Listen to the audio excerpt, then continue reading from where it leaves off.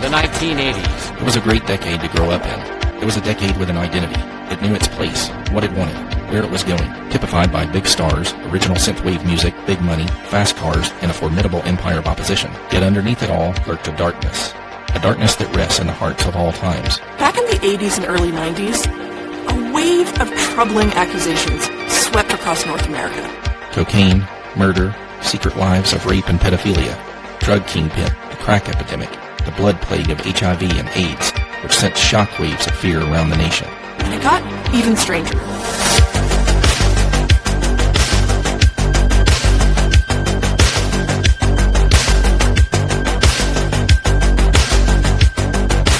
New and intense scrutiny on the activities of satanic cults. Stories of devil worship and satanic cults corrupting young minds. Much of what you will hear tonight is just plain horrifying. Satanism, human sacrifice, sexual torture. There were terrifying tales of secret satanic cults bent on tormenting and corrupting the young. I think everybody's heard about Satanism. If anybody, go back to the 60s even, a lot of album covers came out and pentagrams and stuff about Satan. There were picket lines in Nashville, a record-breaking protest in Little Rock, a standing-room-only city council meeting in Corpus Christi, and headlines all over the country: Minneapolis, Dubuque, Chattanooga, and Bismarck, North Dakota. The protesters are mainly religious groups who have been trying unsuccessfully to get concerts stopped. But for many believers, heavy metal remains inextricably tied to the devil, a kind of doorway or portal, like Ouija boards, witchcraft, or other occult practices that can invite the forces of darkness into a person's life. This is one of the ways that the enemy is coming in to try to engulf the minds of these teenagers and win them over. I don't think we'd like those people to like us. They're strange. Guns N' Roses? Forget Guns N' Roses. You need to get into God and Moses.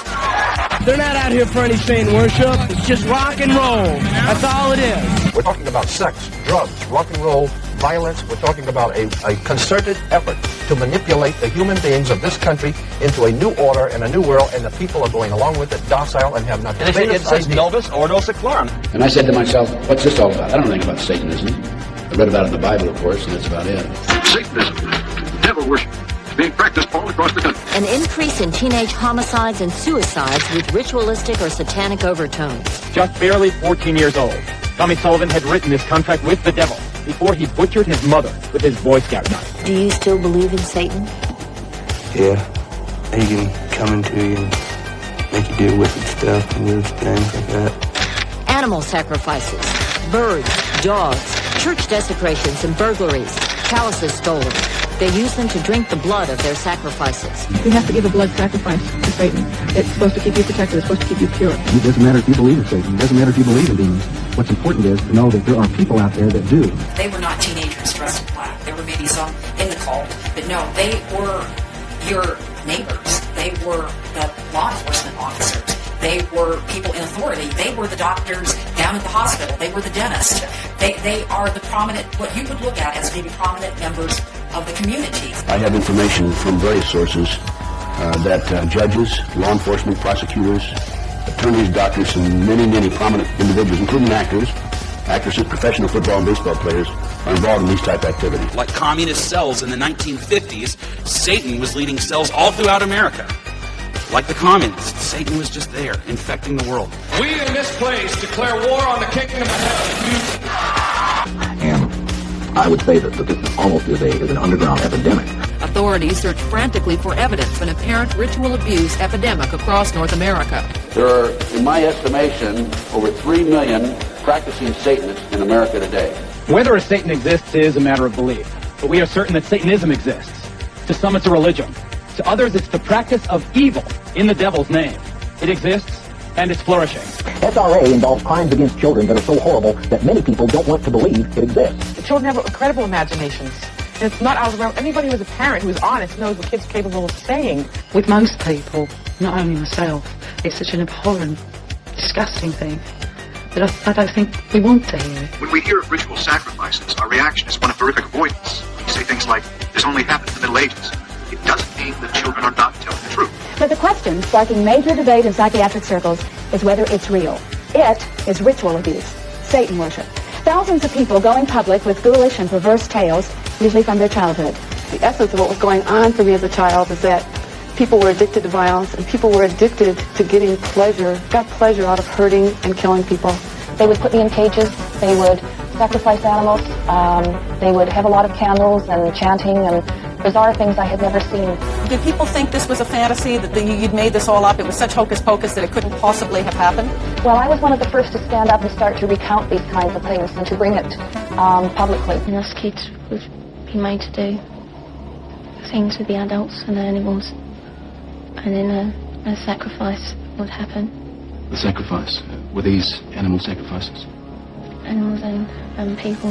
That's the baby right there. Right here? Uh-huh, it came out of her already. What'd they do to the baby? Then David took it and kept throwing it against the wall, and he killed it. He has drawn pictures of child being sacrificed. He's talked about animal sacrifices. He's disclosed molestation. Why do they do such wicked things in these couples? Because they're pleasing Satan. The lower you become, the more vile you become, the more pleased Satan is with you, and therefore the more power you'll get when you die. And they believe this? They believe it. They absolutely believe it. He was called Lucifer. What did they say about the devil?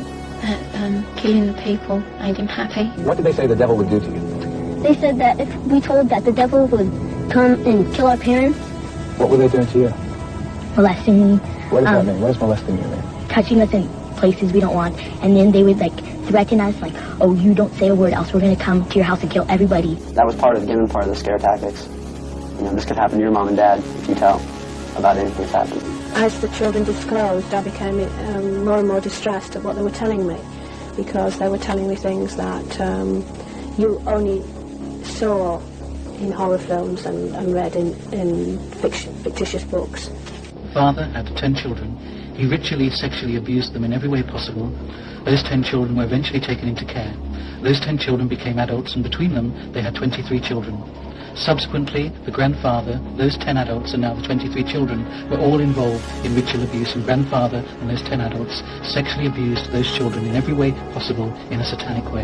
NSPCC, which is our National Society for the Prevention of Cruelty to Children, their inspectors that look after children at risk all over the country were reporting that throughout the United Kingdom they were finding evidence of satanic abuse. As a child, my next guest was used also in worshiping the devil, participated in human sacrifice rituals of cannibalism.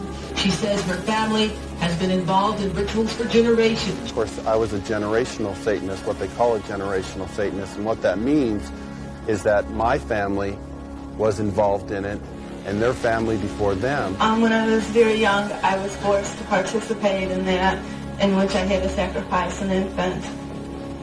And the purpose of sacrifice is to what? Is to bring you what? What are you sacrificing for? For power. I've been told by people that know a lot more than I do that the reason for all of this death and murder is because of the belief in the demons and the power that they can get from that. And these people believe that the more innocent the victim, the more horrible the death, the closer you are to the moment of death, the more magic is released and the more spiritual power they get. Who was the leader? Who was the boss of the gang, of the cult? At home it was my nan. Your nan made you have sex with animals? Yeah. Like goats and donkeys. What would your grandma be doing when these men were forcing themselves on you? Usually laughing. Or smiling. Or having sex with another man. The part that made me believe this child's story was that when he finally said, this baby, he talked about several, but this particular baby had been killed, stabbed again in a different way, had stabbed. He curled up in a fetal position. He was 9 years old when he was telling this story. He curled up in a fetal position, and his eyes got real glazed, and he said they cooked that baby on the grill. He then went on and told us how they would cut out the heart, or they would cut off the sex organs. They would save them in the refrigerator, in the freezer, and this is a very typical thing that these kids talk about. They worship the sex organs. Baby killings, ritualistic rape, cannibalism. It seems like the stuff of supermarket tabloids or trash TV. I need each one of you to know this is not a fairy tale. This is not something out of science fiction. I was a mom who ran a charity and baked oatmeal cookies for my kids. And because my children are victims, I have to stand here and I have to tell you these horrible stories cannot happen to any more children.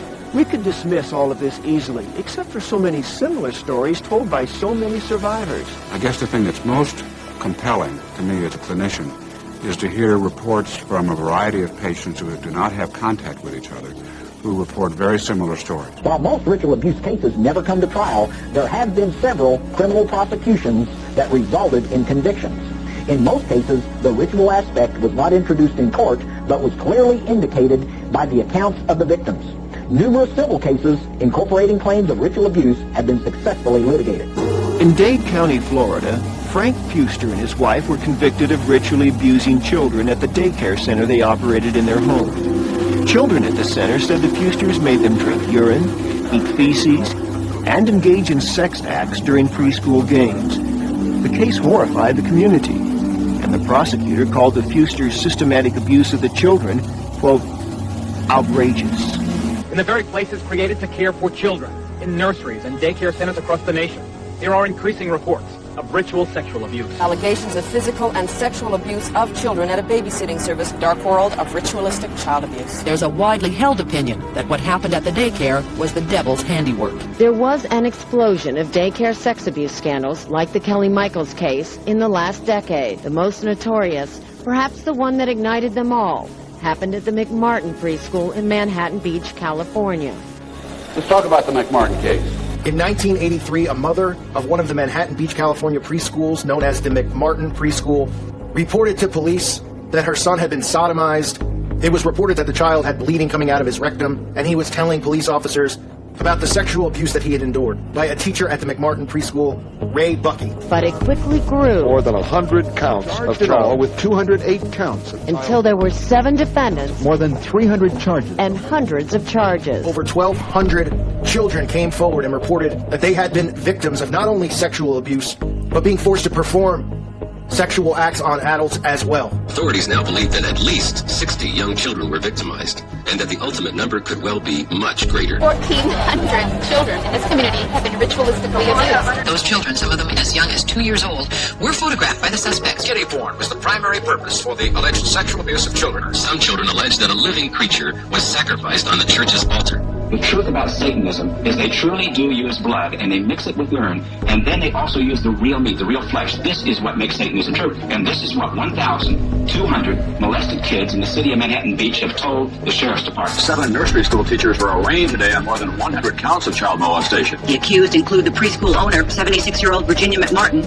her daughter, and 2 grandchildren. Ray Bucky was the grandson of the school founder Virginia McMartin and son of Administrator Peggy McMartin Bucky. I think adults have had a lot of influence on their children. Raymond Bucky, his sister Peggy Ann. Hi. Their mother, Peggy McMartin Bucky, grandmother Virginia McMartin, and 3 teachers were all charged with sexually abusing 18 children at the McMartin preschool. Virginia McMartin, her daughter, 2 grandchildren, and 3 other teachers were ultimately indicted on more than 300 counts of molestation. The kids, there were 5,500 kids that went through that school over a period from 1966 until this situation was alleged to have occurred, the molestation of kids. The parents would drop the kids off there in the morning, go to work, come back at night, pick them up. And long story short, there were, some of the kids claimed that they were molested during that period. Just as there are families with strong feelings about the McMartin case, there are those with serious doubts.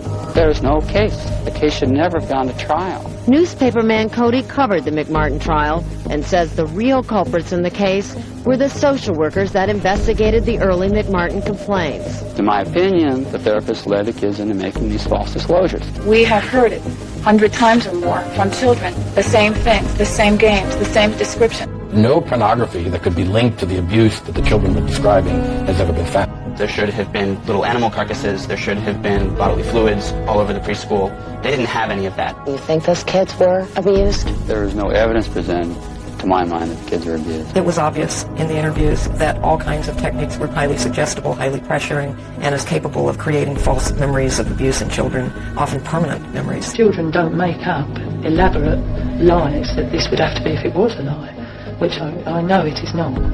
So the defense used this as an argument saying that they were leading the witnesses, that they were manipulating these children by the Children's Institute International, the CII of Los Angeles, which was a Los Angeles abuse therapy clinic run by Key McFarland. They claim the interviewing techniques used during investigations of the allegations were highly suggestive and invited children to pretend or speculate about supposed events. Parents start to talk to their kids, and then they start to talk to each other, and then they start to compare notes, and pretty soon emotionally involved parents are engaging in leading and suggestive questioning of the child. I mean, I don't know how many times over the years I've thought, well, maybe they really did. Maybe they did brainwash our kids, and this is all just a bunch of baloney, and we'll just wake up from this bad dream. But the reality, I don't think that's the reality. Mary Mae Chiaffi's daughter, Elizabeth, was 3 when she attended the McMartin preschool. She's 13 now. Is there any question in your mind that happened? No. Is it possible at all, when you look back now, that some of these memories you have are memories that the therapist told you about, that may not be your own memories? No, there's no doubt.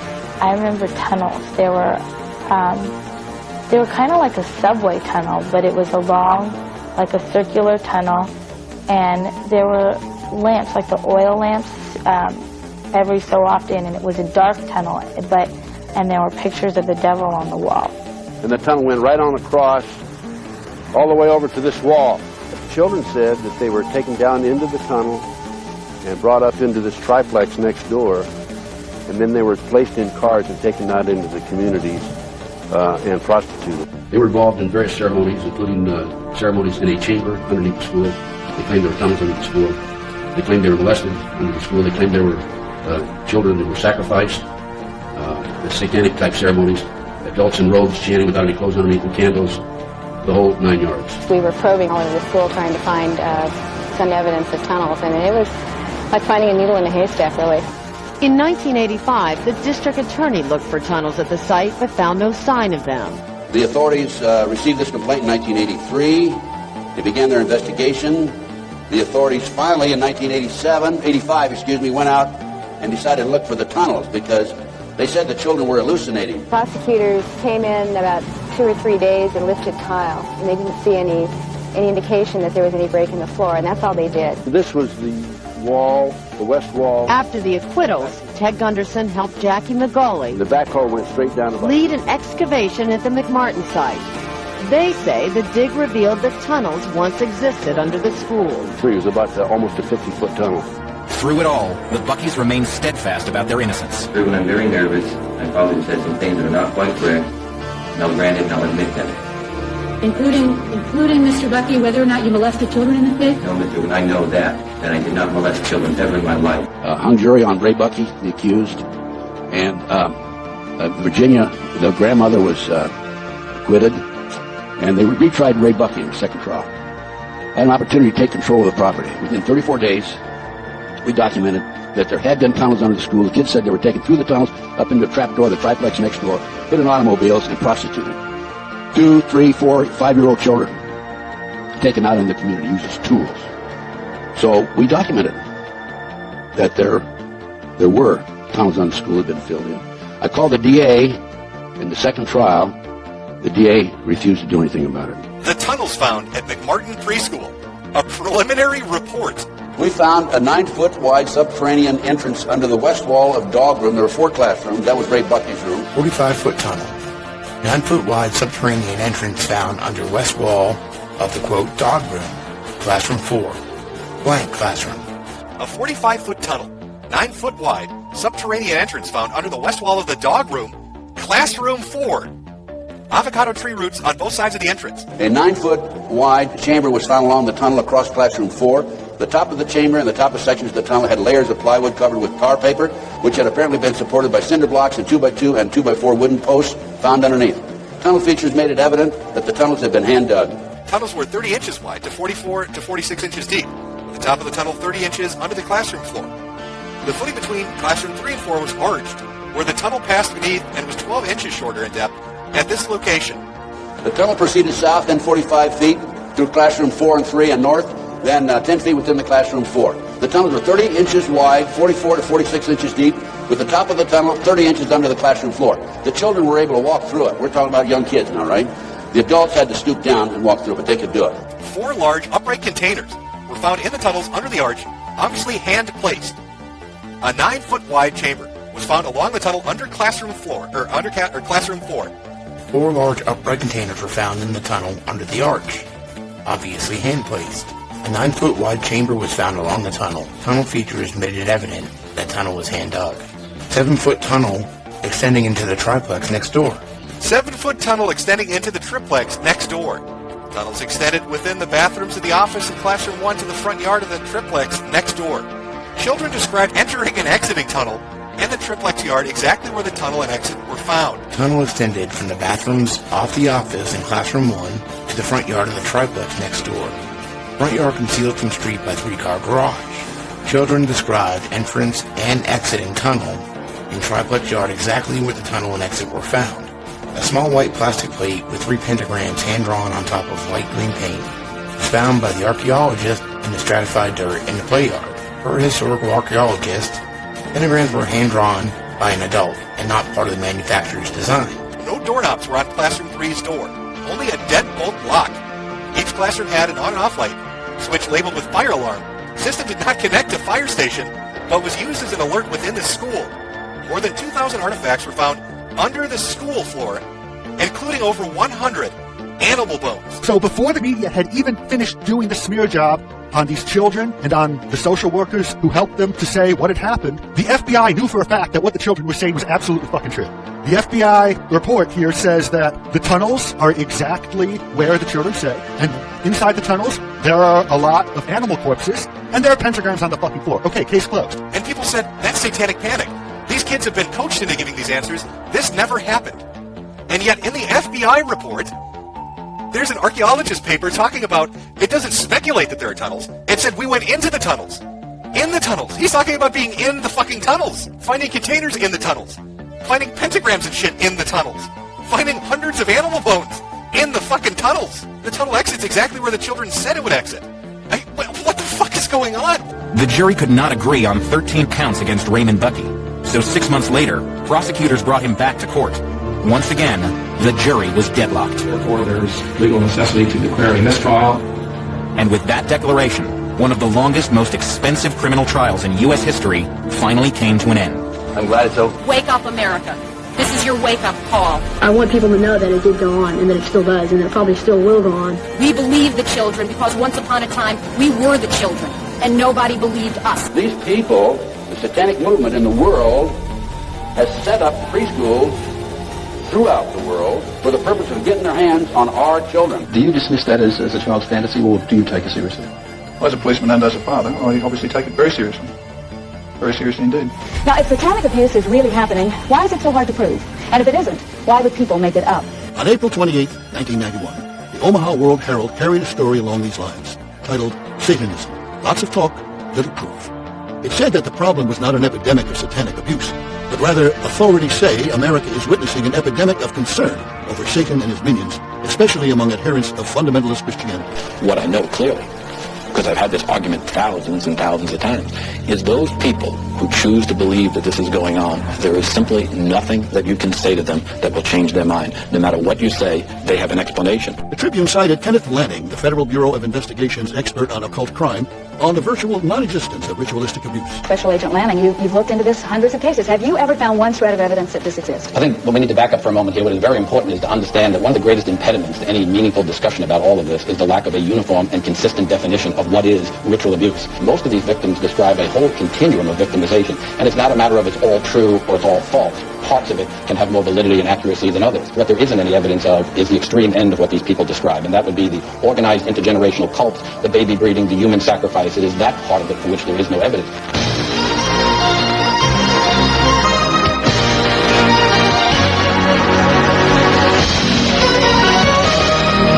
An embattled minority of law enforcement officials disagrees with Lanning of the FBI. Ted Gunderson, a 28-year FBI veteran, former special agent in charge of the Bureau's Los Angeles Field Division, speaks from his personal knowledge of one of the most infamous recent cases involving ritual abuse.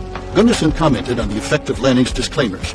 In my opinion, other than Satanists active in the United States in the 20th century, Aleister Crowley, Anton LaVey, and Michael Aquino, Ken Lanning is probably the most effective and foremost speaker for the satanic movement in this country today or any time in the past. They have to keep making the conspiracy larger and more exotic and more bizarre. So they have to be breeding babies. They didn't record their birth. They're baby breeders. Well, then how come we can't? Well, then the police are part of it. They've infiltrated the police, and they've infiltrated the government, and they've infiltrated the FBI, and the president's involved in it. And now they're not only responsible for child sexual abuse, but they're responsible for pornography. From there went to pedophilia, pornography, prostitution, corruption in the courts, law enforcement, corrupt, prosecutors, corrupt. And the centerpiece of the entire web is the use of children for sex and drug dealing and drug couriers, the compromising of politicians, the compromising of businessmen, the worst of all, the corruption of key institutions of government that have the duty and responsibility to make sure these things never happen. And the next major case I'd like to mention is the Nebraska case. One of the grimmest and most disturbing examples of heinous crimes, institutional corruption, and abuse of political power is said to have occurred back in the 1980s in the heartland of America, and it is known as the Franklin Conspiracy or the Franklin Cover-Up. The conspiracy involved a child pedophilia ring allegedly involving prominent politicians and business leaders in the Omaha, Nebraska area, with ties leading all the way to some of the most powerful circles in Washington, D.C. Franklin Federal Credit Union scandal, centered in Omaha, opens a window into the hideous world of child abuse and of organized illegal drug peddling, patronized and protected by powerful figures in politics and business. A major investigation headed up by John DeCamp, former state senator, a good friend of mine. John is an attorney here in Lincoln. He is also a lobbyist. He's a former state legislator. He's a Vietnam veteran. And we're here to interview John about his new book entitled The Franklin Cover-Up, subtitled Child Abuse, Satanism, and Murder in Nebraska. John, how did you get involved in this mess? Quite accidentally. I had been a senator for about 16 years and come across a man named Larry King, who was the individual who opened those two national conventions, sang the national anthem, was told he was the fastest rising star, particularly fastest rising black star in the Republican Party, and attended some of his largest parties ever put on by him, and from my recollection, probably two of the largest, most expensive parties ever put on by anybody in this country. And so when the Franklin Credit Union failed, I had more than a passing interest in observing and following up and seeing what it was all about. The credit union was closed, for the information of our viewers, on November 4th of 1988. The FBI and IRS came in and closed it down. Right. National media interest in the case flickered in 1988 when the Franklin Community Federal Credit Union was raided by federal agencies and shut down. Franklin's manager was Lawrence E. Larry King Jr., then 44, a rising star in state and national Republican circles, and officer of the National Black Republican Council. King sang the national anthem at the GOP national conventions in 1984 and 1988. Franklin Federal Credit Union was a small people's bank in Omaha, Nebraska. Larry King was general manager. Thank you. This is especially an exciting day for me. Larry King ran the Franklin Credit Union and a few other businesses in Franklin, Nebraska. A man who chartered private jets, hosted extravagant parties, and maintained bodyguards was simply in charge of a credit union in a little town in Nebraska, which happened to be located near Boys Town, a Catholic institution for orphaned youth. This was supposed to be a $2 million credit union that was just a minority credit union designed to help the black people in the Omaha area. In fact, as they quickly discovered, and we don't even know this is the truth or not the truth at this point, it could be far, far more, but they discovered 40 million missing. Well, when you only have 2 to start, and you have records that show you stole 40, creates some baffling questions. Nearly $40 million was missing from the coffers of the small, ostensibly community-oriented credit union. The financial scandal turned into something more when it became known that children from Omaha and its surroundings said they had been flown from city to city to be abused at parties held by Franklin's officers and well-known Nebraskans, including nationally prominent Republican Party activists. And what we developed there was that children were being taken out of orphanages and foster homes, driven to Sioux City, Iowa, 184 miles away, and flown to Washington, D.C. for sex orgy parties with congressmen and senators. From 1979, Larry King developed close commercial ties to Boys Town, and Boys Town youngsters were sent to work for his companies. Boys Town, Nebraska is America's favorite children's charity. Located in the heartland of America, Boys Town youth have come from many backgrounds and locales. King used Boys Town as a source of young boys for his business and for sex and drug orgies. We didn't go to Nebraska with a conspiracy theory in our mind, hoping to prove it. We went to Nebraska to try and work out what happened, and we founded a conspiracy of silence. King's lavish lifestyle burst into flames in 1988, just before the Republican National Convention, when 7 victims of King's child abuse and prostitution stepped forward. The victims claimed that King took them to various parties that he threw for the Republican elite, and at these parties, the children were abused. Did you know that Larry King was taking boys out of Boys Town? Oh, yeah, I don't think there was really nobody else that didn't know that? That didn't know that. Okay, they know they've had complaints every week on rape and molestation. They know that. Larry King was, I would say, the center of transporting the children around the country. The airplanes were usually in his name, leased in his name. They were paid for by Larry King. Larry King was the facilitator. That was the man that was in charge. I mean, we flew with him on the trips. I'd flown to Chicago, was in a hotel room. I was dressed in a negligee. There were, I believe, prominent men, a lot of young boys at this hotel performing certain things sexually with other men. The kids he liked were mainly around the age of about 8 and 13. It mainly fondly and oral sex with them. He did have some anal sex, but he usually did that with the older kids. Didn't care, wanted sex, nasty, I don't even know if you can call it sex, and take it any way he can get it, pay for it, he liked to, but if he had to take it by force, he would. But children were not merely abused. One victim described an incident at a farm near Elkhorn, Nebraska, in 1981 or 82, where a 10-year-old boy was repeatedly sodomized and beaten by older men. One of the men took up a pitchfork, playfully playing with him at first, but finally sticking one tine into him. While the boy screamed and the other men stood around and laughed, finally the whole pitchfork was stuck through him, killing him. Snuff films were involved as well.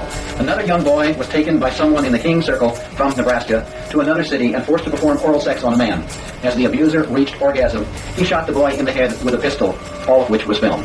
Larry King was more violent, more sure of himself, I would, see him fuck a 10-year-old boy in the ass, until he bled, and, just go out and stop and, push him down, and then go out and, meet with decent people. What made the Franklin cover-up case so compelling and downright shocking was that big names were said to be involved. This included not just figures connected with the Franklin Credit Union, but also prominent individuals like a Nebraska court judge, the chief of police in Omaha, and many, many more. In fact, the allegation of involvement also extended to former President George Bush Sr., Dick Cheney, Barney Frank, and many others. All the kids that I've talked to discussed that they were flown around on small planes, and I have hundreds of receipts. This one is going to Washington, D.C. He would fly us to nice places or people's houses. There would be gentlemen there. They would like things done to them sexually, or they would like to do things to me sexually. Some of the parties, when they started off, were straight political type parties, no sex. So you were in the White House? Yes. How did you gain access? Well, I came down with Larry King. What time of night? It was usually around midnight, and it was kind of a gift for our services that we were doing. And then when some of the men had left, some of the politicians had left, the ones that had planned on engaging in some type of sexual activity, that would come after the party.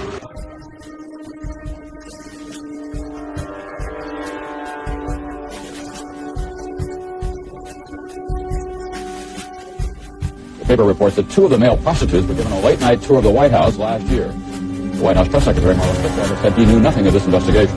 Homosexual prostitution probe ensnares officials of Bush-Reagan White House call boys given the midnight tour of the White House. On the backside, it talks about children being taken off the streets of America. In addition to credit card fraud, the investigation is said to be focused on the illegal interstate prostitution, abduction, and use of minors for sexual perversion, extortions, larceny, and related illicit drug trafficking.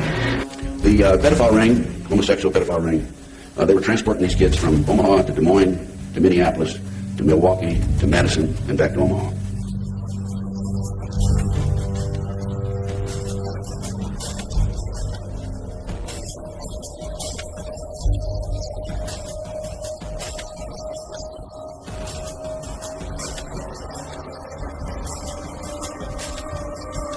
One of King's victims who spoke out 2 years before there even was a Franklin scandal was Paul Bonacci. He told an incredible tale of an underground network of adults who kidnap and sell children for sex. But Paul Bonacci, when he was 10, 11, 12 years old, was recruited by these people to be one of them and to act as a buffer and in shopping centers, parks, public places to attract the children his age over near the car.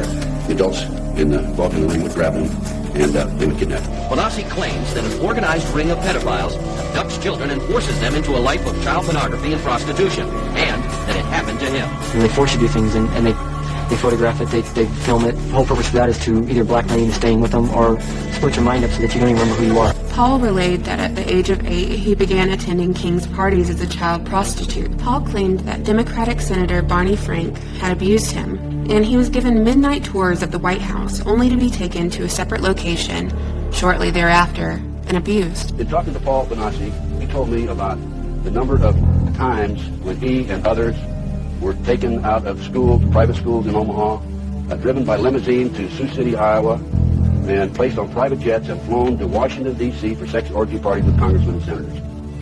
Paul told me, and has drawn for me, the living quarters of the White House. He was also involved in kidnapping. Oh, yeah. What knowledge do you have of that? They'd have what they call catalog kids. Mm-hmm. They would basically just go out driving around looking for kids.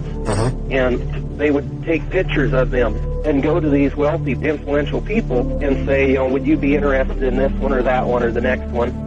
And they would basically go snatch them. They have a crew that goes in certain parts of town, and they ask for the ages. We want them between 6 and 10. And they'll say, we want them all white. And that's what they'll get. We want 3. And we want them in those age brackets.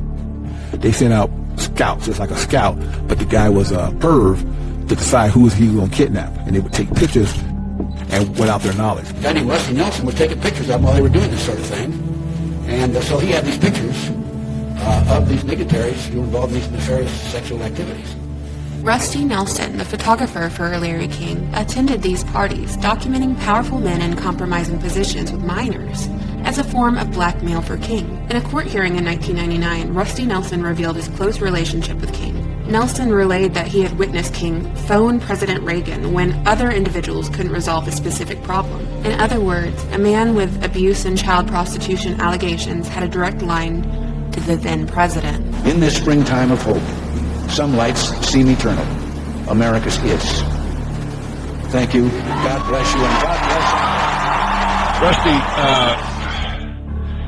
number one, I want people to understand a little bit about you, who you are, how your involvement started with this whole sordid story that we're all into. Well, I've been a professional photographer for almost 25 years now.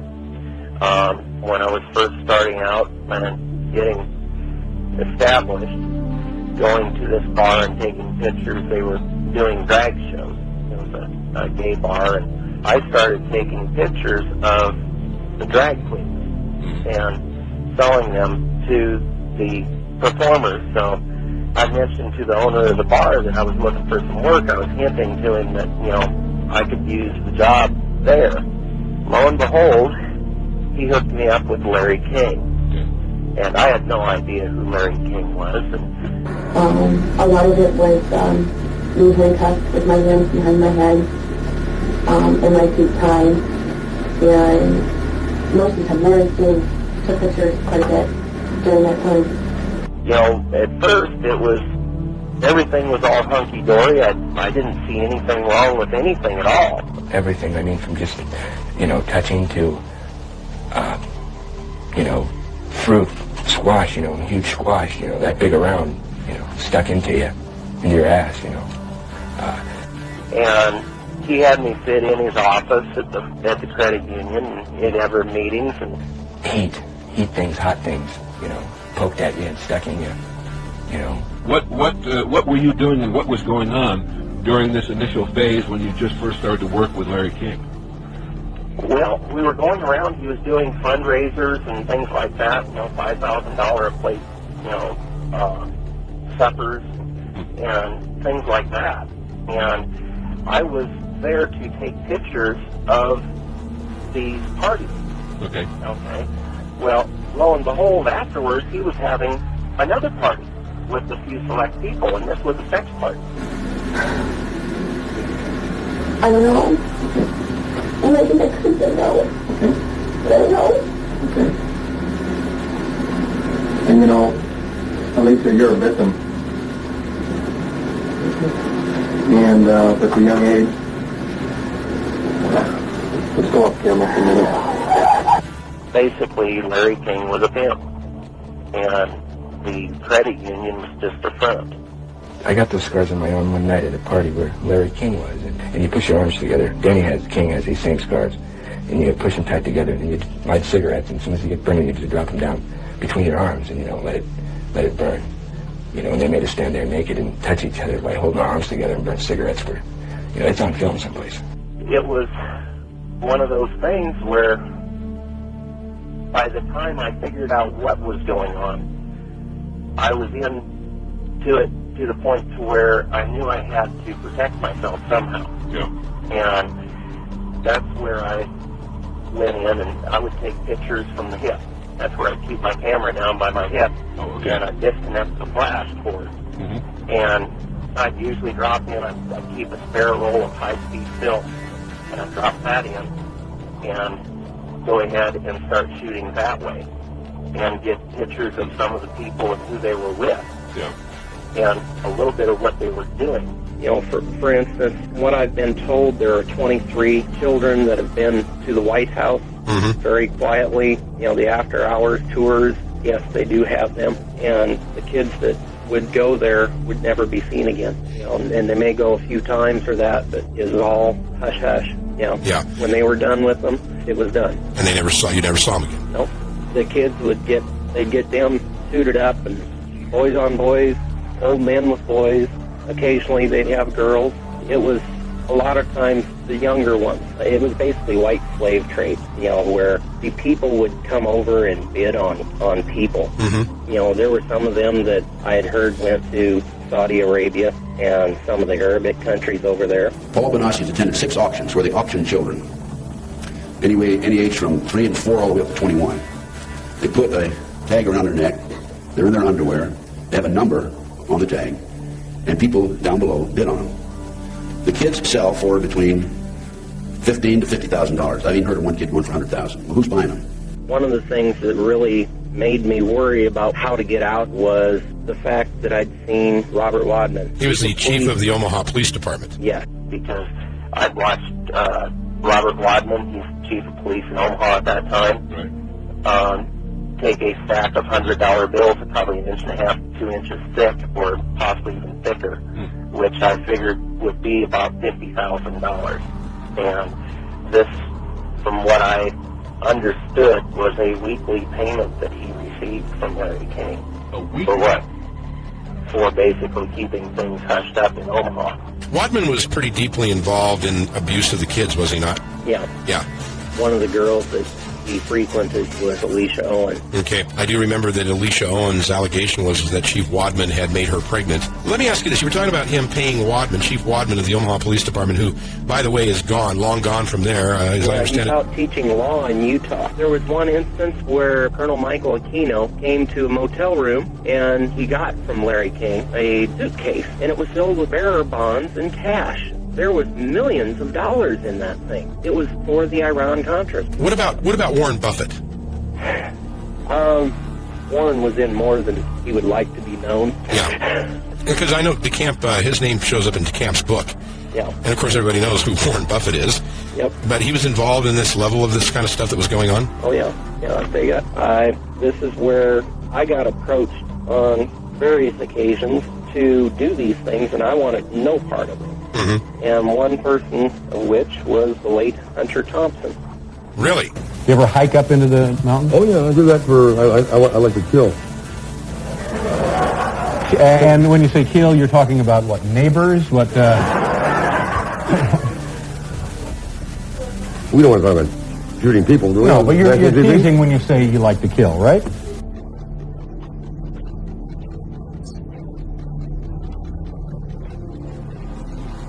So Hunter Thompson approached you about doing a snuff film? Yep. Okay. He was introduced to me by Larry King, and he offered me $100,000 to shoot a snuff film. Or actually, Larry offered it to me, but it was through him. Yeah. Larry really pressured me to do it, and I wouldn't do it. If something goes down, nobody will ever believe you if anything's ever said to them about what's going on. Meaning the people that were there and their position in government and society. There was one night where there was a presidential limousine, and the Secret Service had swept the place beforehand, and they kept it secured for a couple days. And, you know, that's what went on. Well, do you think the things that were involved in the Franklin scandal were to compromise people and so that they would have political advantage over them? Yes. Yeah, there was blackmail and all that done. They basically had a honeypot scheme set up, you know, where they would get political people or people in power or that have money or whatever to engage with sex with men or underage kids or whatever. And then either they would be videotaping it secretly or somehow recording it. There was a house in Washington, D.C., where a lot of the children were flown to, and there would be like pedophilic parties, pedophilic orgies. And this house was wired for audiovisual blackmail by a CIA asset named Craig Spence. This individual here is Craig Spence, who was a lobbyist in Washington, D.C., but who purportedly had connections to the CIA and was tied up in this homosexual prostitution inquiry that famously made the cover of the Washington Times in 1989. Spence's Washington, D.C. home had been wired for video and audio surveillance, according to him, by people connected with the CIA. Spence was a Republican lobbyist and was also part of the Franklin Community Federal Credit Union. Later on, he openly expressed his fear he would be killed by the CIA, and his death made to look like a suicide. True enough, Spence was found dead inside his hotel room, and the coroner declared his death a suicide. I had been in the business for a year or so when I answered the casket hotline. The caller said his name was Craig Spence, and I found him to be quite garrulous. Typically, the initial phone call placed to me by clients was brief, and they often provided a pseudonym, but Spence disclosed that he was a lobbyist who lived in D.C.'s upscale Kalorama neighborhood. He requested a young, boyish escort, 18 or 19 years old. I phoned to Jimmy, and he sent an escort to Spence's home. 2 hours later, Spence phoned again, requesting a second escort, which Jimmy quickly dispatched to his residence. At the time, I found my conversations with Spence extremely perplexing, and I will forever woefully regret the day that he contacted me. Spence started phoning me almost every day, and he spent up to $20,000 a month on escorts, becoming my most prolific and lucrative client. The vast sums he spent on escorts translated into well over 100 sessions a month. I was puzzled by his exorbitant expenditures, so I questioned the various escorts who had been dispatched to his residence about their respective encounters with Spence. Some described bacchanalian orgies. Other escorts who had one-on-one encounters with Spence described his penchant for extreme depravity. He was fond of being shackled, fettered, and whipped, and he also had a predilection for being beaten up and urinated on. Spence was certainly an enigma to me, because I sincerely wondered how he became so deranged. The revelations unfurled by the escorts who called on him prompted me to send only extremely seasoned escorts to his house. I had been interacting with Spence over the phone for a couple of months when he invited me to his Kalorama home. Given the anecdotes that were conveyed to me by the escorts who had dealt with Spence face-to-face, I felt apprehensive when I drove to his home. I was met at the door by one of his security personnel who escorted me into the living room, which was beautifully furnished and decorated. Spence and an African-American man in his 40s were reclined on the living room's chocolate-colored sofa, and I was directed to a leather chair that was adjacent to the sofa. And after I sat down, he introduced me to Larry King, his African-American friend. Spence certainly didn't come across as the reprobate described by the escorts, but rather he appeared to be a refined gentleman. After Spence's perfunctory introduction, he launched into a long-winded soliloquy. His initial remarks were of a resume of sorts. He said that he was a lobbyist as well as a consultant for various interests in Japan and the healthcare industry. Spence then told me that he had, quote, friends who were perched at the pinnacle of power. He emphatically stated that he held the reins to omnipotence, and he had the ability to make a life-altering phone call. He repeatedly reiterated that he could make, quote, life-altering phone calls. After Spence concluded expounding on his power and connections, he discussed my role in his grand vision. He made it crystal clear that my escorts were interacting with the most powerful men in the country, so the caliber of escort was imperative to him. He required the highest quality escorts who were punctual and impeccably dressed. He required escorts who were articulate and appeared to be college graduates. He required that I diligently screen and qualify escorts to meet his lofty standards. Spence barked out his demands as if he were barking out orders in Marine boot camp. And he emphasized that it was a privilege for me to provide him with escorts. King also chimed in about his exalted status and clout too. I felt like Spence was putting on a show for King, but King wasn't an individual who acquiesced to being outboasted. They pumped themselves up. King then made a number of disclosures that I found to be absolutely bizarre. He revealed that he and Spence operated an interstate pedophile network that flew children from coast to coast. King also discussed that he and Spence had a clientele of powerful pedophiles who actually took pleasure in murdering children. In fact, King seemed to be obsessed with the subject of murdering children. I sincerely thought that I was talking to a pair of psychotics on the run from a psychiatric hospital. After Spence and King conversed about their rarefied statuses and their extreme pedophilic perversities, Spence shifted gears and started to sincerely inquire about my life. He asked where I was born and where I attended college. He then questioned me about the particulars of my escort service. In the context of our earlier discussion, Spence's questions seemed like non sequiturs to me. Though I answered Spence's questions truthfully, I was uncertain about the motivation for his inquiries because Spence struck me as an individual who generally had a self-centered, utilitarian reason for every action. As Spence inquired about my life, King sipped on his drink and was ominously silent, but an unnerving smile was etched across his face. When Spence finished quizzing me about my life, he stood up and gestured for me to accompany him. I stood up and followed him. King remained seated on the sofa. Spence walked toward a large mirror that was situated on the living room wall and opened a closet door that was in the corner of his living room. He popped open a secret panel that was embedded in the closet and stepped into a small room that was behind the mirror. I cautiously paused at the threshold of the closet, but Spence waved his right hand, signifying that I should follow him into the surreptitious room. The mirror on the living room wall was, in fact, a two-way mirror, and the room had a video camera on a tripod that was pointed toward the living room and also a wall of video monitors. Spence leaned over one of the video monitors and, after tapping a few of its buttons, he replayed the concluding minutes of our conversation. At that moment, I felt shrink-wrapped by cellophane, and I found it difficult to breathe. As I silently stared at the monitor, Spence casually smiled and explained to me that his entire home was bugged for clandestine surveillance. End quote. CIA operatives had installed the concealed video cameras throughout his house. He couldn't help himself from crowing that his surveillance equipment was state-of-the-art, and the camera that captured our conversations was embedded in the living room's thermostat. Spence then divulged that he blackmailed the rich and powerful. I remained stunned and speechless as I watched myself discussing my life and escort service on the video monitor, but after a few minutes I started to swell with anger. However, I didn't express my anger to Spence because at that moment I was undeniably frightened of him, and I'm also not a confrontational person. Once Spence had flaunted his blackmail equipment, he dispensed a grave threat about the, quote, consequences if I uttered nary a word relating to his concealed cameras. He then dismissed me. As we sat in Spence's living room, Spence and King once more broached the subject of me procuring children for them, but they started becoming extremely aggressive. Although I emphatically told them that I wouldn't pander children, their demands escalated to an inexorable crescendo. Spence and King finally demanded that I pluck destitute children off the streets of D.C. and deliver the children to them. I was essentially blackmailed during my first meeting with Spence and King, and I found my subsequent meetings with the tandem quite unpleasant, because they attempted to coerce me into ensnaring children for them. King had previously mentioned that he flew children into D.C., and the escorts I employed confirmed that minors were in attendance at Spence's orgies. Despite my earlier state of denial, I had come to the horrifying conclusion that Spence and King operated an interstate pedophile network for their power broker cronies. But I absolutely refused to aid and abet their abuse of children, despite Spence's potential to blackmail me or perhaps even kill me. How old were these boys and girls? They could be anywhere from probably 8, 10, 12 years old, all the way to usually their early 20s. And where'd they come from?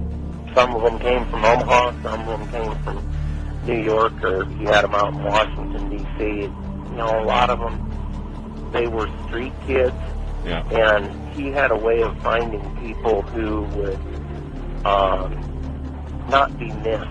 He'd find somebody out on the street, and he'd bring them in and feed them, clothe them, give them a real nice, glamorous life. And next thing you know, it's payback time. They would get these kids from the street. He'd offer them a life, and they didn't realize that he was going to take it. Well, how much was drugs involved in all this? Very much. From what standpoint? Drugs was a strong part of how they got control of some of the kids, because that's what some of the kids were there to get. They would do the sexual acts and then be provided with cocaine or whatever type of drug they wanted. There was a party that I was at in Washington, D.C. on Embassy Row where he had the table laid out like you would a fine buffet. Well, they had little salt dishes with razor blades and spoons and with, you know, the little straw on them. Yeah. And a bowl full of cocaine in a punch bowl. And again, these are people, politicians and people like that who are attending these parties and partaking in this. Some of these things were cloaked in secrecy because a lot of them were instigated out of the back. That's the Air Force Base in Omaha. That's Strategic Air Command. What did they have to do with it? That's where a lot of the MK Ultra things went on. The mind control. A lot of the kids were brought in. They were either drugged or they'd take them through this MK Ultra and do the mind control. Larry was very good at that. And what about these snuff films? Did he do those indoors or outdoors? They were usually done out of the way. You know, they were places that, like an old farmhouse or something like that, where they would sacrifice somebody. Well, who would they sacrifice? Basically, they could take one of the kids. So the kids that have been kidnapped or otherwise? I guess. you know, as far as I could tell, that's where they come from. He had a daycare center in Omaha that he ran as a non-profit. What was Larry doing at the daycare center? Oh, he was finding kids. Okay. And he would go rent them out, whether it be for himself or for others. How did they get that past the parents, for example? You know, a lot of them were orphans, street kids. He'd say, well, my son's having a party, a sleepover, or something like that. And the way Larry put it was, this is so bizarre that nobody will ever believe you if you told them. Even to this day, people think that I'm full of it by relating to them some of the things that have went on. To the point to where I realized what was going on. I knew that if I was just to go to somebody and say that, you know, this is what's happening, they would basically squash me. King was arrested, and a federal investigation showed he'd stolen $14 million from Franklin. But the FBI's inquiries were secret, and evidence of King's sex ring was quickly covered up. They didn't ask me very much about Larry King. They treated the allegations that I made about people who abused me almost like a joke. A list of 271 victims of King's abuse was compiled, all recalling the same story, being taken to parties by King and abused by prominent figures. And the information presented to the Foster Care Review Board, either via the telephone reports, the personal reports, or the reports we reviewed, Larry King's name was consistently present as someone that the youth were making allegations against. I mean, I turned that information over to authorities, and nothing happened. I would say we handed over at least a foot-high amount of material. Generally speaking, the allegations were ignored. The New York Times revealed that both federal and state investigators were given thousands of files from abused children and their testimonies. But instead of bringing those victims justice, Douglas County and federal grand juries ordered the files to be sealed, neglected to interview witnesses, and even filed charges of perjury. And what happened when all of this came to light? The FBI stepped in and cross-examined every one of the children and told them if they did not recant their testimony, they would be liable to as much as 530 years in prison for perjury. They were grilled for hour on hour. The ones who didn't recant ended up either dead or in jail. The media immediately started discrediting the witnesses. The paper never looked for information that would support any of the allegations.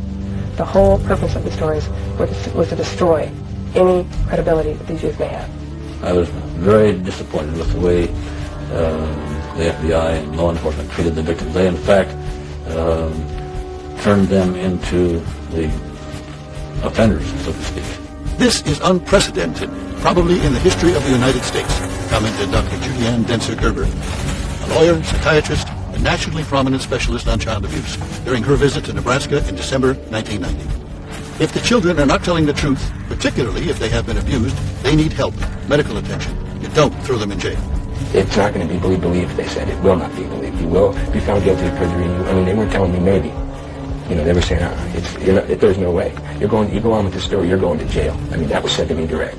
And instead of taking the evidence that was delivered to them by the victims and interrogating the persons who the victims identified, they seemed to bear down and try to get the victims to change their story. The FBI's attitude was, just no, these kind of things don't happen. In the first interview when I went, and realized they don't believe the fucking thing I say, they were just appalled, but I realized what that look in their eye was back then. It was fear. It was fear of every, I had witnessed, firsthand things that would, destroy this city, people, the position, you know what I mean? Pedophilia owns this nation. Pedophilia is part of what we're talking about. And the hiding of the pedophiles is being done by none other than the FBI. You literally have to have bricks for brains to take on the FBI in this country. And that's exactly what you have to do this properly. They now, in my opinion, in my investigation, are the architects of the cover-up. The FBI has been informed as to everything that has come out of Benassi's mouth, and that was done by his attorney, John DeCamp. I submitted it to them, and it was like a forbidden zone I'd entered where they won't even communicate on it or talk to you or even reply. Under pressure from the FBI, Troy Bonner agreed to tell a Douglas County grand jury investigating Larry King that he and Alicia Owen had concocted the entire child abuse story on payment of a $500 bond. Troy Bonner was to be the star witness against Alicia Owen, but he grew uneasy about maintaining what he claims were the lies fed to him by the FBI. But when his brother Sean died in an inexplicable gun accident, Troy and his family were convinced they'd been sent a warning message. And those of us that didn't like to be involved and didn't want to be involved or threatened. For some reason, they had to send a signal to every kid who was a potential witness. A signal so loud and clear, if you dare to come forward, if you dare to talk, watch what happens. And they threatened, that I can go find somebody that will kill you, and it will kill your family. You don't tell anybody. Both grand juries admitted that Alicia Owen and Paul Bonacci, whose testimony extensively corroborated Owen's, had been badly abused. But this was done, they concluded, by persons other than those the young people named. Bonacci, too, was indicted for perjury. Two other victim witnesses, whose stories buttressed those of Owen and Bonacci, recanted under immense pressure. Alicia Owen and Paul Bonacci refused to recant. Every victim witness who stepped forward in any way, or even was a potential witness that somebody heard about, has either been killed, put in jail under some theory or other, terrified or run out of the state, discredited. Is there a way for a well-prepared person to come out attaining justice if they've been falsely accused? Rarely. It's just the stack is just so... A lot of money. It takes a lot of people behind you. And, if you're just one person, you have to rely on public defender. You might as well kiss it goodbye. Obviously, the FBI was protecting something a lot more significant than a bunch of old pedophiles having improper relations with little boys. They were protecting something a lot more significant than a bunch of drug peddlers. The FBI was brought in because I think one of the few law enforcement entities that had enough power, enough resources, and the wherewithal to be able to do such a massive cover-up. If you told somebody, you may be telling the wrong person. Yeah. And it would leak up, whatever, and you may find yourself dead. You may find family members dead. They were protecting some very prominent politicians, some very powerful and wealthy individuals associated with those politicians and the political system, up to and including the highest political people in this entire country. The Omaha World Herald was run by Harold Anderson. Okay. He had a farm place outside of Omaha, and they would go out and have various things out at that farm. Mm-hmm. Okay. You're talking about ritualistic kind of stuff? Yeah. Okay. And some of the kids were brought out there, the ones that were kidnapped. Mm-hmm.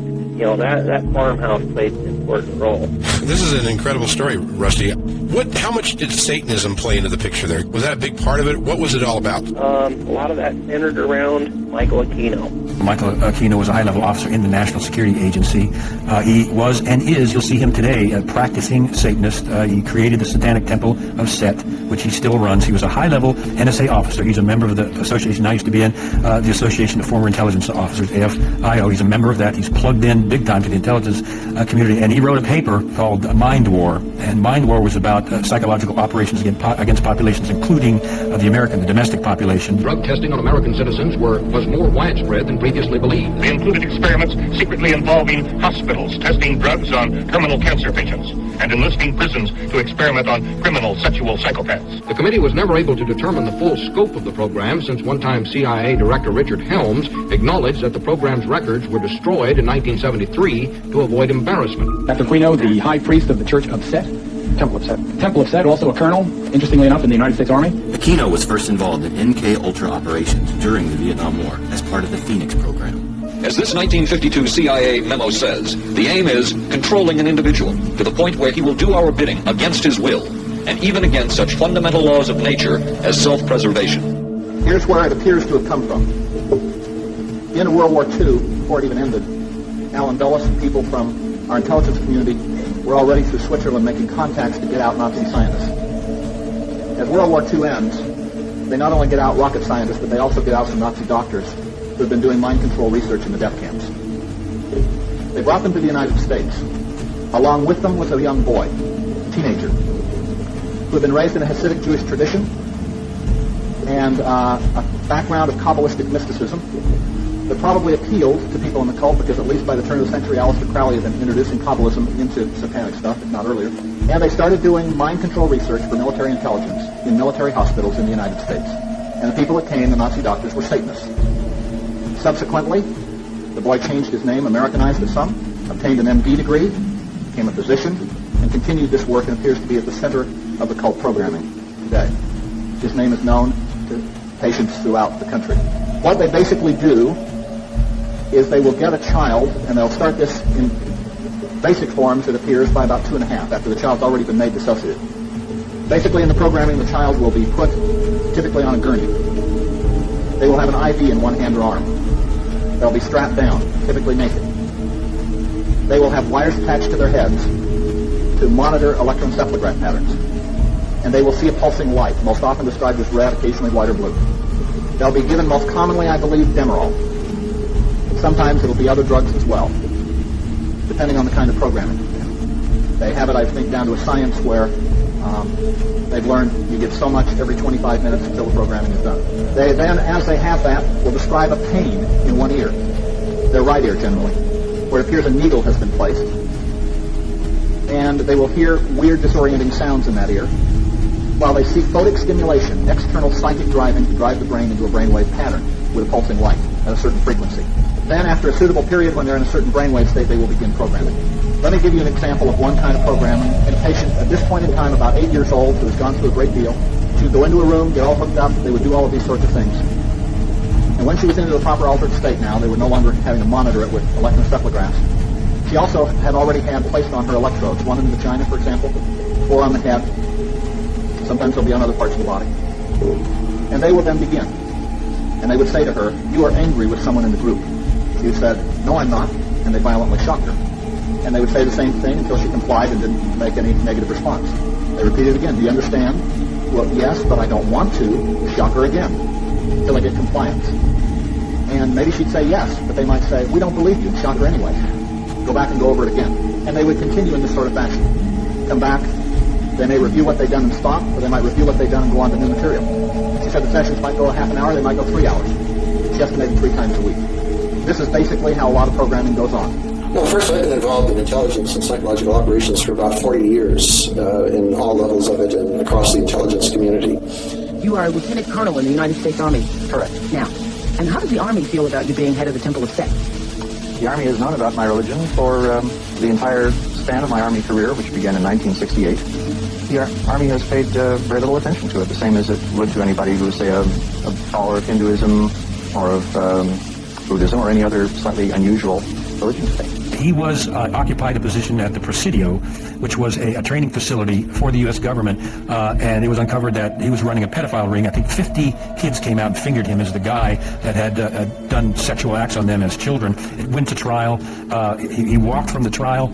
Here, charges surfaced connecting ritual child abuse at the Presidio Daycare Center to the devil cult. It was here, parents and others allege, that as many as 60 young children were ritualistically abused by soldiers of Satan. What actually was done to the kids? Oral copulation, sodomy, defecation, they were urinated on. Some of that ritualistic abuse is alleged to have taken place at the Aquino's home at 2430 Leavenworth Street near the Presidio base. What's more, since that original disclosure, at least 5 other children have made identical allegations. The entire time that the so-called child molestation scandal was occurring at the Presidio, the time period when these terrible events were supposedly taking place, I was assigned to the National Defense University in Washington, D.C., and my wife was out there living with me. Army investigators here at the Presidio base in San Francisco have now formally accused him of ritually abusing young children from the base's daycare center. Indeed, one young girl says she was horribly abused by both Michael and Lilith Aquino at their nearby home.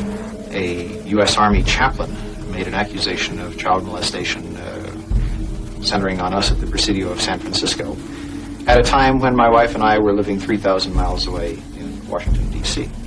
But we have a copy of the police report, and the child appears to have identified you. That's not true. But is it not a fact that a 3.5-year-old girl identified you as the alleged perpetrator of molestation? No, as a matter of fact, it is not the case. An accusation was made by her stepfather, who was an Army chaplain, speaking on behalf of this child. In her original interview with the FBI, she denied ever being molested. Well, I've seen you are innocent until proven guilty. You were never charged in this case. I don't want to belabor the point. I have seen, however, the affidavits for the search warrant of your home, and they indicate the child is speaking to the authorities, not her father. This was after she had been subjected to therapy. But as the police report shows, and the Aquinos know full well, the victim of that attack did identify them both as her abusers, to her parents, to her therapist, and to the Army. All I can say is that we have discussed this regularly with the CID, and we have not been told of a single other child that has made such a supposed identification at all. Well, we've been told a couple of days ago that 5 more children have since disclosed. By who? By this mother, that's who. Her children were amongst the 5. They were taken to a daycare center where Michael Aquino and several other adults molested them. They did rituals. They wore robes. There was chanting. There were candles. He sodomized my children. He made them do all kinds of things, I guess. And they've also told the Army investigators that they'd been in his house, and they disclosed what the inside of his house looked like. Oh, it's stupid. It's absolutely untrue. Just ridiculous. It's that kind of stuff. It's that kind of stuff that is causing all the misery. It's a witch hunt in the classical sense, just as the witch hunts that took place here in England and Salem, Massachusetts in the United States. Throughout the ages, many transgressive and hideous crimes were said to be the work of devil worshippers. Almost all of these allegations have since been disproved, but seemingly overnight, America was gripped, and the public needed no more convincing. Satanism was real and thriving in their communities. The satanic panic of the 1980s had started and lasted for over 10 years, a period that sociologist Stanley Cohen labelled as one of the purest cases of moral panic in recent times. This episode serves as evidence that humanity's age-old obsession with demons and witchcraft is not confined to long-ago ages or faraway lands. America's tabloid fixation with contemporary devil worship was an embarrassing reminder of how susceptible a credulous public can be to sensational media scares, even in the modern era. Let's go in and talk about Satanism. To most, it conjures images of medieval black masses or sinister deeds done for the devil. What is it, the Satanism?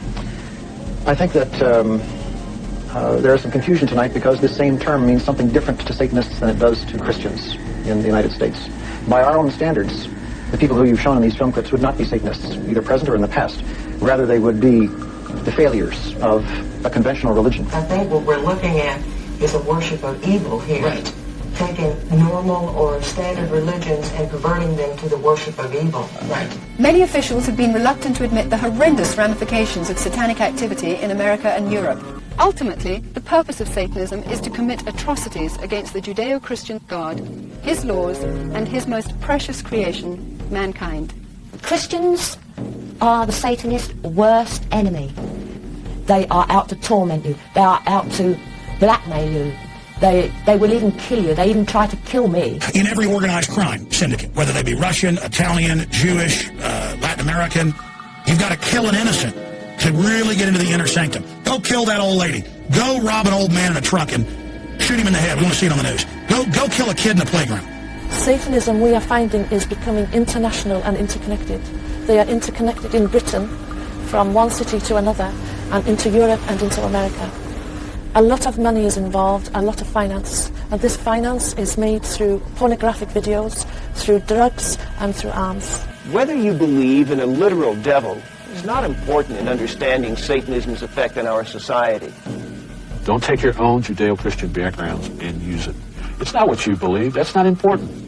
Remember what they believe. Lucifer's kingdom is the direct inversion of Yahweh's kingdom. These blood sacrifices are a blasphemy to Christ's atonement. From our point of view, it really makes no difference whether you pray to a father god or to a mother goddess or to an entire gaggle of gods and goddesses. One of the more powerful rituals in Satanism is the Black Mass, a parody of the Catholic Mass in which the text is said backwards and in which many other sacred Christian traditions are mocked. In Satanism, you have rituals that are designed, first of all, to deliberately mock God. So in our particular type of Satanism, we would mock, like, say, the Catholic Mass. We would consecrate communion hosts, and then we would do things like stamp on them or urinate on them or other things, believing that by doing that, we were somehow abusing God. Even in many branches of La Cosa Nostra, they burn images of Jesus and Mary and say a little devilish prayer. It's like showing that you'll really get into something wicked. It's like, okay, be part of this or we don't trust you. So it's basically rolling around in the cess is how you become part of the club. Were you raised with a sense of right and wrong, Rachel? Yeah. I mean, it's like I had both. I mean, to the outside world, everything we did was proper and right. And then there were the nights that things changed, that things just got turned around. What was wrong was right, and what was right was wrong. In satanic occultism, that which is good is bad, and that which is bad is good. Pay attention and notice the reverse of everything that is normal becoming abnormal. Satanism, as it stands, is basically a reversion and perversion of Christian symbolism. All religions are coming around to Satanism. We're in the very throes of a new satanic age. The evidence is all around us. All we have to do is look at it.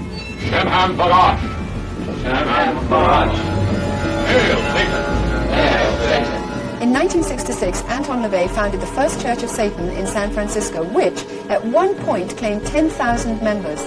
LaVey authored the Satanic Bible and Satanic Rituals, two of Satanism's most important books. Originally, the Church of Satan, when it was founded, was composed not of people with a hatred for Christianity, but of people who, by and large, were agnostics and atheists, because they felt that the institutions which had arisen around Christianity had failed in their moral commitment. So Satanism itself became an emphasis on rational self-interest and on taking responsibility for your own intellectual and ethical decisions. Rational self-interest, you call it? Yes. A person has to be good to themselves before they can be good to other people. So we feel the greatest sin of all is self-deceit. This is a very selfish religion. We believe in greed, we believe in selfishness, we believe in all of the lustful thoughts that motivate man. And therefore, Satanists take that to its extreme and say, if I want to be violent, I can be violent. If I want to hurt others to gain my way, then I can hurt others to gain my way. The origins of satanic ritual abuse go back to ancient Babylon. The scripture says that the Babylonian mysteries will form the backbone of apostate religion during the last days. Any religion that elevates the teachings of Lucifer above Yahweh gods and ultimately take their teachings or build their beliefs on the teaching of Lucifer is part of Mystery Babylon. According to my Bible, witchcraft is witchcraft. God does not distinguish between black or white or grey. Witchcraft allows you or teaches you to depend on supernatural powers and spirits to get things that you want on this earth. Are the Satanists involved in the New Age movement? Is the New Age movement really sort of a cover for this whole Luciferian conspiracy, in your opinion? I wouldn't say it's a cover. I would say it's an integral part of it. You know, the spiritual heart of what you're talking about, you know, a new world order. In fact, Alice Bailey, who coined the term New Age, who was a psychic and a channeler and an occultist, coined the term New Age and also coined the term New World Order. They both came from the same source. In her book, Externalization of the Hierarchy, she said that the New World Order would be based on the ancient wisdom or ancient occultism, which is where the term New Age came from. Madame Helena Petrovna Blavatsky wrote a magazine. I've had the bound works of that magazine entitled Lucifer Magazine. Witchcraft to the majority of people on the outside tends to smack of Satanism, which it is not.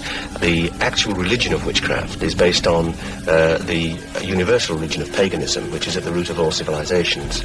It's a prehistoric religion, and that gives us the sustenance to continue by linking in with the planetary and seasonal cycles and becoming at one with the planet. So most people involved in witchcraft tend to be ecologically minded. They tend to love animals and also be gregarious and willing to help and serve others. And that's as far removed from the image of Satanism as you could get.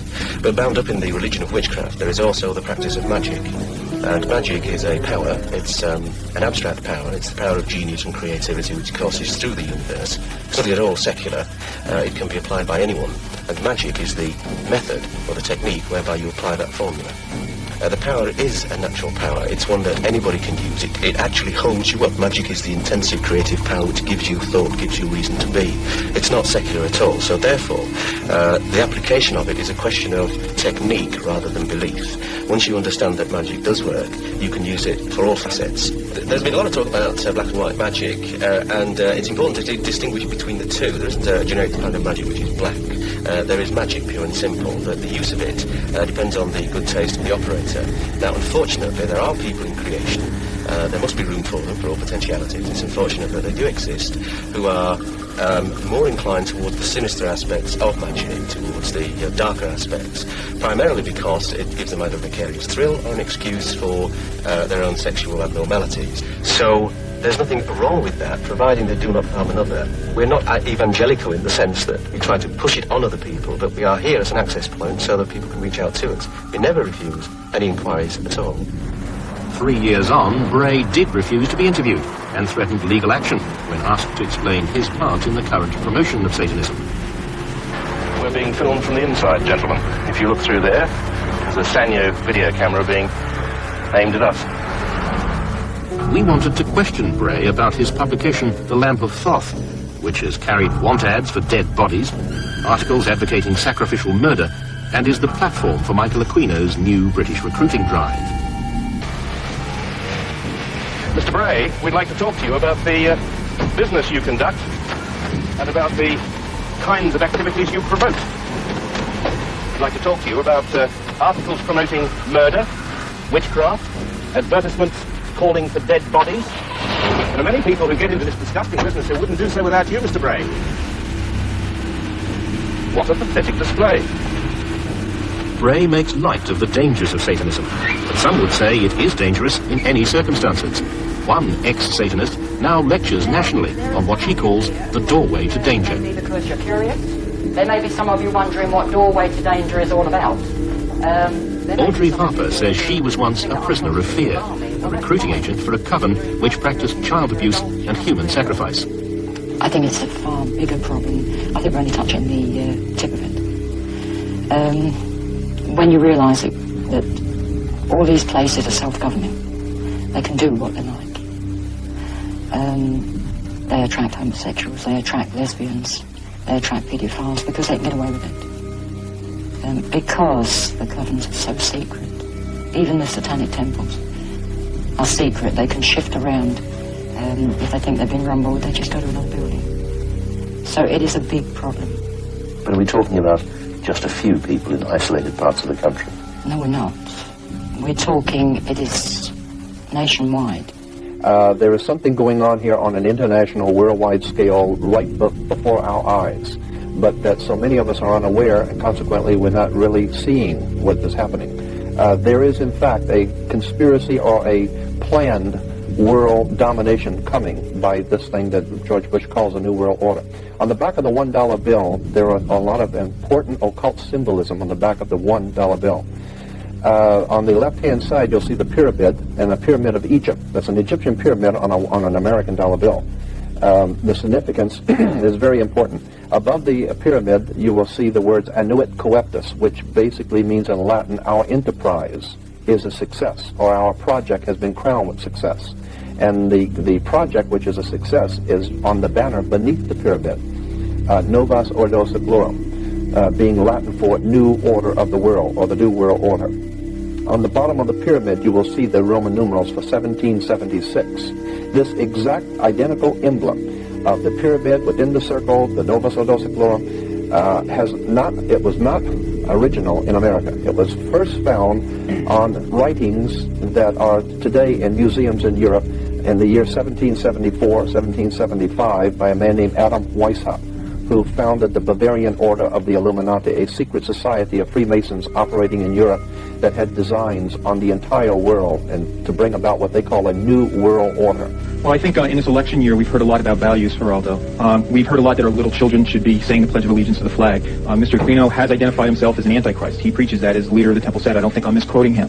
I find it inconceivable that we can have candidates talking about one nation under God and having our children say that, yet by the same token, we can have somebody in our army as a colonel leading our troops in battle who are opposed to the very concept of God and whose whole purpose it is to fight against God.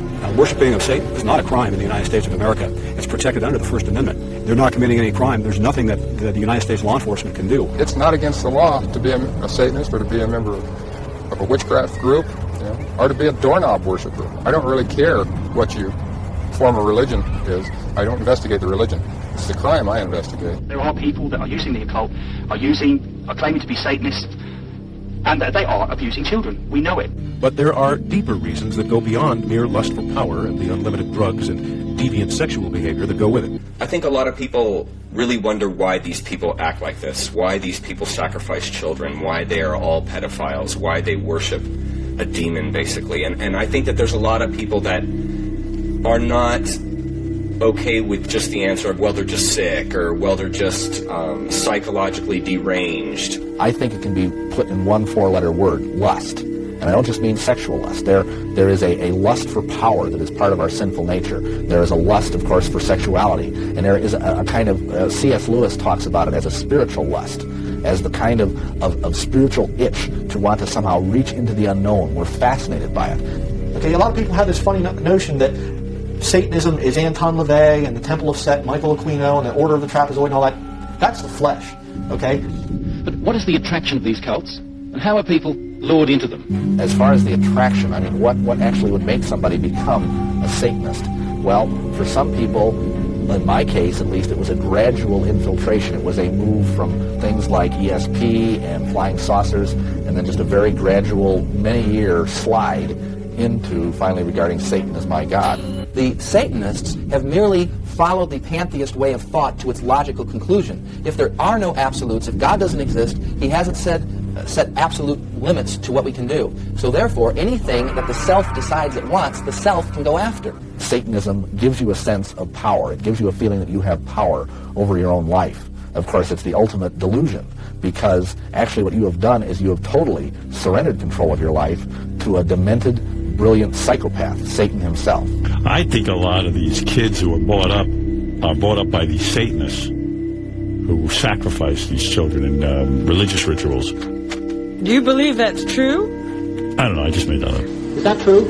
Well, I can't definitively tell you that it is. What I can say is, I now believe that ritual abuse programming is widespread, is systematic, is very well organized, from highly esoteric information, which is published nowhere, has not been on any book or talk show that we have found all around this country in at least one foreign country. I know when I was involved in the Church of Satan, they were very proud of the fact that there was not a single military installation in the world that did not have an outpost of avowed Satanists. Satanists are drawn to the military because of the idea of war and death. You see, they view war as one gigantic human sacrifice. I mean, look at wars. Look at wars that are happening in the world today. Look at the tens of thousands of people that are being slaughtered in warfare today. That's also a kind of human sacrifice. I think we have to consider the possibility that some kind of demonic force is thriving on this and being nourished by it. And that's one of the things that we need to do as human beings, is to separate ourselves from that and say, no, we will not do that. We will not feed that energy. Consequently, when you understand that there is a legitimate, de jure, and real magical system that's based on some very ancient Canaanite, Phoenician Canaanite blood ritual, all kinds of strange religious systems in operation, and that's how I believe the people who are in real power maintain their power, because they've made a pact with an occult force that operates on this earth. The demonic practices of the ancient Canaanites did not cease when the children of Israel invaded the Promised Land.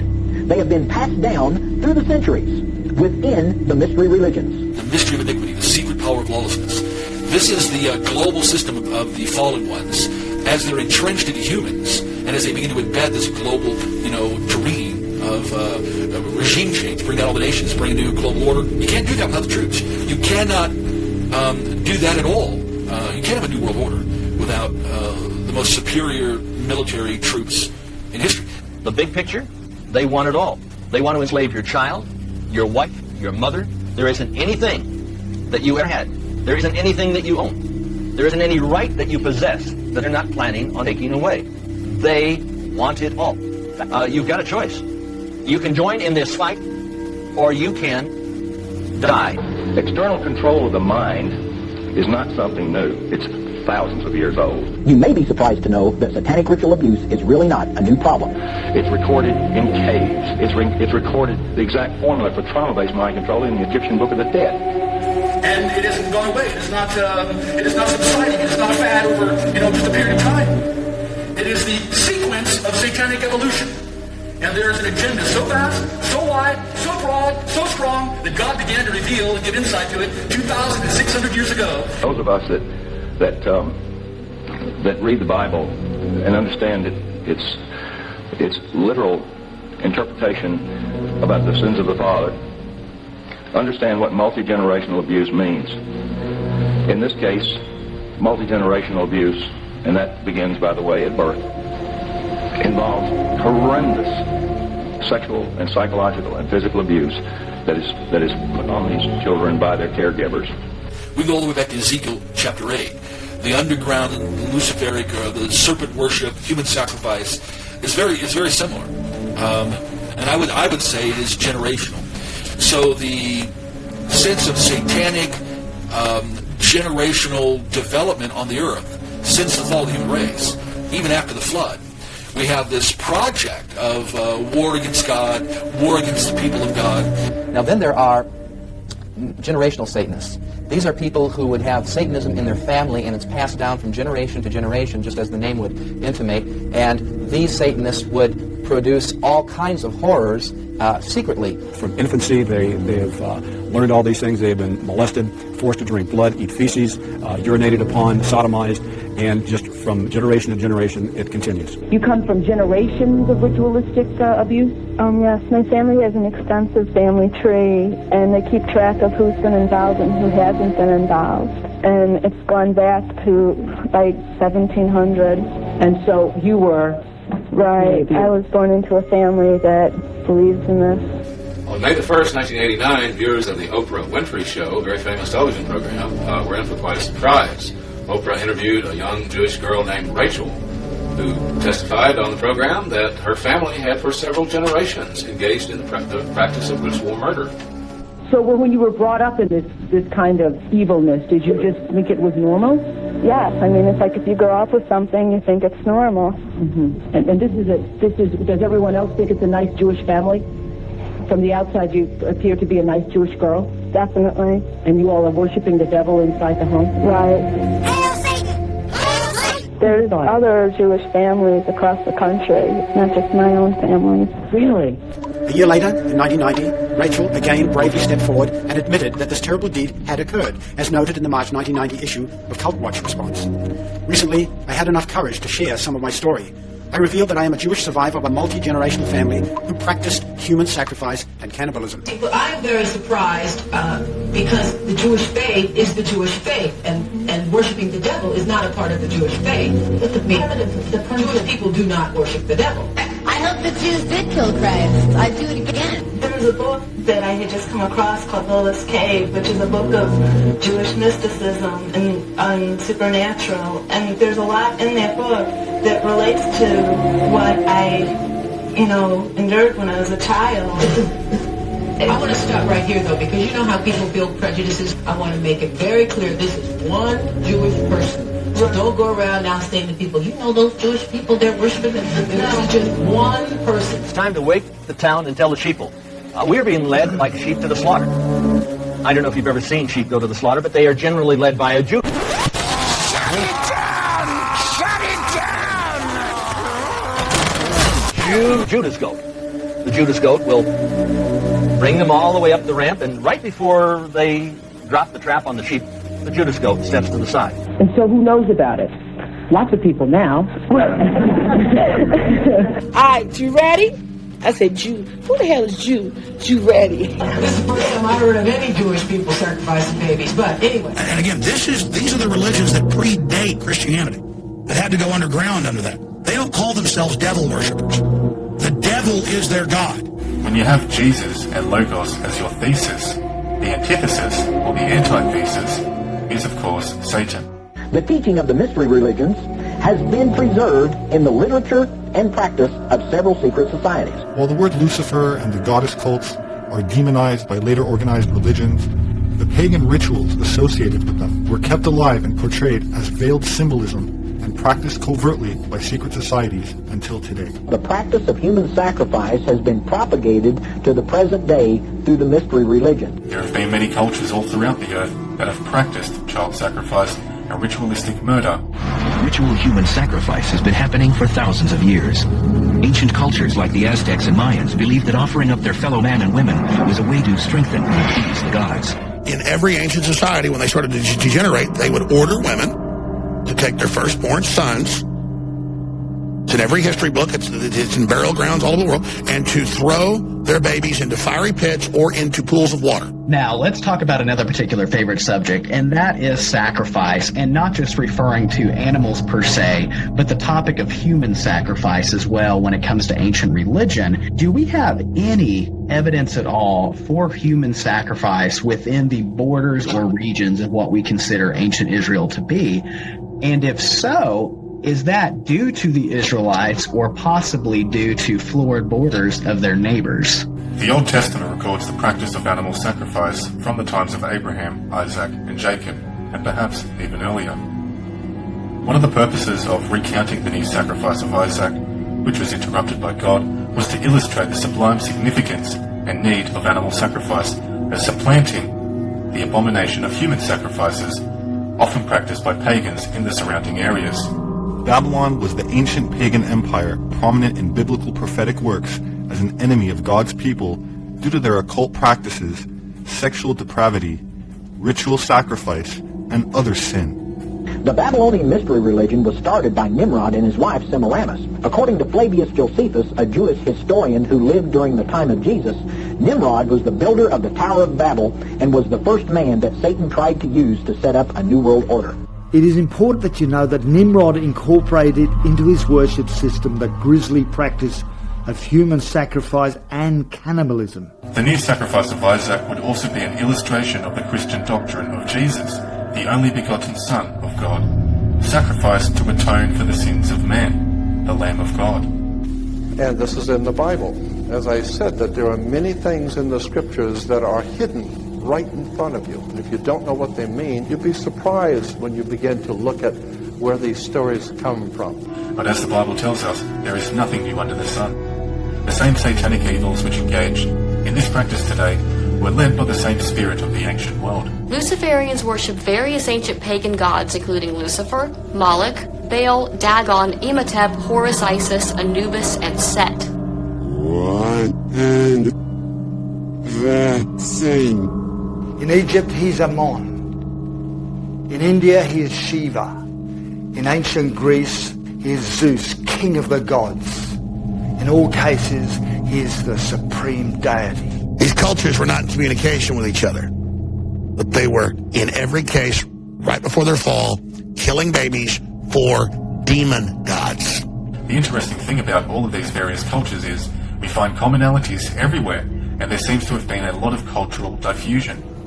For an example, Egypt, South America, the Middle East, China, Portugal, all seem to have pyramids, as well as the practice of child sacrifice that go along with the pyramids. Every culture, Asians, Africans, Mesoamericans, every culture starts taking hallucinogens and then starts worshiping entities that demand blood. The Canaanites are going to be worshiping an abomination known as Moloch. Now, some of you may be like, who is Moloch? Some of you guys that read your Bible a lot, especially in the Old Testament, you may already know who Moloch is, but... The name Moloch derives from the Hebrew letters MLK, which generally means king. The MLK is vocalized as Molech, or Moloch, in the Masoretic texts, which is an authoritative text in Rabbinic Judaism. It's from this pronunciation that we get the contemporary name Moloch. He is Lord Moloch. Moloch is an idol and a large anthropomorphic god built of bronze, part human, part jackal. If I stop feeding him, your world ends. And it's going to be an idol in which children were sacrificed to. This deity is mostly depicted as a golden, bronze, and sometimes silver bull, which is internally heated by fire, sometimes decorated in Judaic symbols and Hebrew characters. The earliest descriptions of the idol of Moloch involve a blazing fire that would heat the demon, the idol of the demon, to such a temperature that placing a child into the hands of Moloch would burn the child alive, right? It would immolate it. Remember, he sits astride this whole world, and you, and all your family. And he needs feeding more, ever more and more and more and more and more and more and more and more and more. Then the Lord spoke to Moses, saying, Again, you shall say to the children of Israel, Whoever of the children of Israel, or of the strangers who sojourn in Israel, who gives any of his descendants to Molech, he shall surely be put to death. The people of the land shall stone him with stones. In the Old Testament, there were a few times when the Jews strayed from their covenant with God and instead started worshipping false gods, like Moloch. These Jews engaged in ritualistic black magic and human sacrifices, especially with children. These children were sacrificed to these gods. The age profile is very tight, between 1 and 1.5 months old. These urns, hundreds and hundreds and hundreds and hundreds of them discovered with charred remains of infants. Children, both male and female, mostly a few weeks old, were sacrificed by the Carthaginians. They even built a shrine south of Jerusalem where the human sacrifices were burnt in a pit, often called a tophet. It's believed that the practice was done at night time, where drums were beaten to conceal the crying of child victims. Steiger concludes the classical and biblical texts, as well as the archaeology, all indicate that healthy living children were sacrificed to the gods in the tophet. Tophet is Moloch, which was made of brass, and they heated him from his lower parts, and his hands being stretched out and made hot, they put the child between his hands, and he was burnt. When it vehemently cried out, the priests beat the drum, that the father might not hear the voice of his son, and his heart might not be moved. How did the Moloch work in the valley of Ben Hinnom? It was built outside of Jerusalem. It was an idol with a face of a calf and open hands, like someone who wants to take something from another.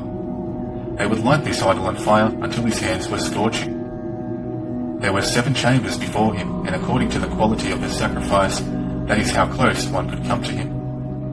If one came with a bird, then chamber 1, goat, chamber 2, sheep, chamber 3, calf, chamber 4, cow, chamber 5, and ox, chamber 6. He who brought his child, the priest would say that his offering is the greatest sacrifice. He would enter the innermost chamber and go and kiss the Moloch. The priest would then take the child and place it near the Moloch. They would then bang with the drums to drown out the cries. And if the people of the land should in any way hide their eyes from the man when he gives some of his descendants to Molech, and they do not kill him, then I will set my face against that man and against his family, and I will cut him off from his people and all who prostitute themselves with him to commit harlotry with Molech. Notice here that God speaks not only against those who would sacrifice children to the demon, but also all those who know that the sacrifice is happening and don't try to stop it. Eventually Israel and Canaan are going to go to war, right? And the Bible is simply going to read as God smote the Canaanites. Moloch is not going to die, though. He's going to, after this ancient war between good and evil, Moloch is going to be resurrected, right? In the next incarnation in the area of Canaan, you're going to have Phoenicia, right? And the Phoenicians are going to have a god that is more or less Moloch, except they're going to call it Baal. Baal meaning Lord. The Baal-based religion revolved around the cycles of nature, necessary for survival and prosperity in the ancient world. Primarily growing crops or raising livestock, as well as the growth of human population. Baal is the false Jesus or counterfeit Jesus. He is the one behind sexual perversion, all kinds of stuff. Like what's going on right now in the internet, pornography is just off the charts. Baal is also going to be an enormous bronze idol, but this time it is a humanoid bull. It's going to have hooves for feet. It's going to have horns coming out of its head, right? The Carthaginians would sacrifice to Baal by placing the child or the infant within a tomb in the monster's belly. Right, there'd be a hollow opening, cavity within the creature's belly, and that would be set aflame. There would be a fire inside the stomach. The child would be placed into the stomach as if in an oven, and the child would be immolated. Baal is described as a fertility god in most museums, universities, and books, and this description or title is justified by the well-documented infant sacrifices that were known to take place to a large metal bull deity, which was made scalding hot with a lit furnace inside of it, which unfortunately ensured that the child suffered an excruciating death. Greek and Latin sources mention the offering of children as sacrifices by fire at the Phoenician colony of Carthage around 814 BC. The Greek historians Diodorus and Plutarch both mention the burning of children as an offering to the Carthaginians' chief god Baal Hamon. Now, biblically speaking, Baal worship is mentioned in the Old Testament as being practiced by the inhabitants of Canaan, and that later became known as Palestine. Homer told how mighty Zeus, or Baal as the Phoenicians knew him, cast thunderbolts on the earth and tumbled the walls of Troy with his earthquakes. The inhabitants of Baalbek feared Baal. They even sacrificed humans in an attempt to pacify him and prevent huge destructive earthquakes. In crises of great danger, it was a custom of the Phoenicians to give freely their best-loved children in sacrifice, as a ransom to the avenging demons. Those given up were slaughtered in mystic rites. Human sacrifice was not, however, limited to Phoenicia and its colonies. The worshippers of Baal practiced their grisly rites throughout the Middle East. In the city of Jezreel, now situated in present-day Israel, we discover further evidence. In those early days, the Phoenicians inhabited Lebanon. They were fantastic seafarers, and their trade networks extended as far as Spain, Africa, even Britain, and their beliefs followed them. In the Book of Kings from the Old Testament, Ahab was described as a notoriously wicked king. Under the influence of his evil wife Jezebel, Ahab built altars to Baal. With Jezebel, and by the way, Baal is a variation of Baal, Jezebel named herself that because she was a worshiper of Baal. And in the Baal temples which she had, she employed full-time male and female cult prostitutes who committed sex acts in the open for everyone to watch as a part of their worship ceremony. So today, when someone engages in pornography of any form, whether they realize it or not, they're engaged in Baal worship. The Bible tells us that children were put to death in worship of Moloch. Additionally, sexual acts were committed as part of the ceremonies. If you go back into the most ancient times, religion has always had sex connected to it, and especially the occult religions. Pagans practiced sympathetic magic, that is, they believed that they could influence the gods' actions by performing the behavior they wished. Their worshippers engaged in immoral sex to cause the gods to join together, ensuring good harvest. This practice became the basis of religious prostitution in 1 Kings 14:23 through 24. The priesthood used their wives and daughters in holy prostitution to raise money and worship the god Baal. Asherah was worshipped in various ways, including through ritual sex. Although she was believed to be Baal's mother, she was also his mistress. The mother of the demon Baal is Anshara. That is his mother. It was believed that in order for the powers of Baal to grow, to be even stronger, Baal needed to have sex with his mother Anshara and able to unleash his full power. And so there are sex rituals occurring to replicate the act of mother and son intercourse in order to increase the power of Baal. The actual worship of Baal was carried out in terms of imitative magic, whereby sexual acts by both male and female temple prostitutes were understood to arouse Baal, who then brought rain to make Mother Earth fertile. The sacred marriage began with a journey and procession by the king to Inanna's temple, or it would have been called Ishtar's temple in the case of Babylon, which came after Sumer, and there would be preparation of the bride, which was actually a sacred prostitute. The priest of a male member of the community represented Baal. The priestess or a female member of the community represented Asherah. In this way, God's incredible gift of sexuality was perverted to the most obscene public prostitution. No wonder God's anger burned against his people and their leaders. The procession was accompanied by the singing of love songs and other festivities, and a great banquet, but the core of the ritual was an act of sexual congress between the king and the goddess figure, and this sexual union was intended to promote the fertility of the land, and it was the type of sex magic ritual that modern secret societies still practice. And occult authors, such as the late Aleister Crowley, were directly inspired by it. Baal's victory over death was thought to be repeated every year when he returned from the land of death, underworld, bringing rain to renew the earth's fertility. Hebrew culture viewed the sea as evil and destructive, so Baal's promise to prevent storms and control the sea, as well as his ability to produce abundant harvest, made him attractive to the Israelites. The people firmly believed that by their actions they could manipulate and control the gods. Crops were abundant, Baal was praised and thanked for his abundant rain. The prophet Hosea suggests, and Jeremiah graphically depicts the debauchery and excesses that developed in the worship of Baal. Herodotus wrote that the Babylonian brides were required by law to prostitute themselves at the temple for 7 days prior to marriage. In fact, in Hellenic Greece, courtesans or prostitutes maintained a social status legally and politically equal to men, while wives were reduced to servants.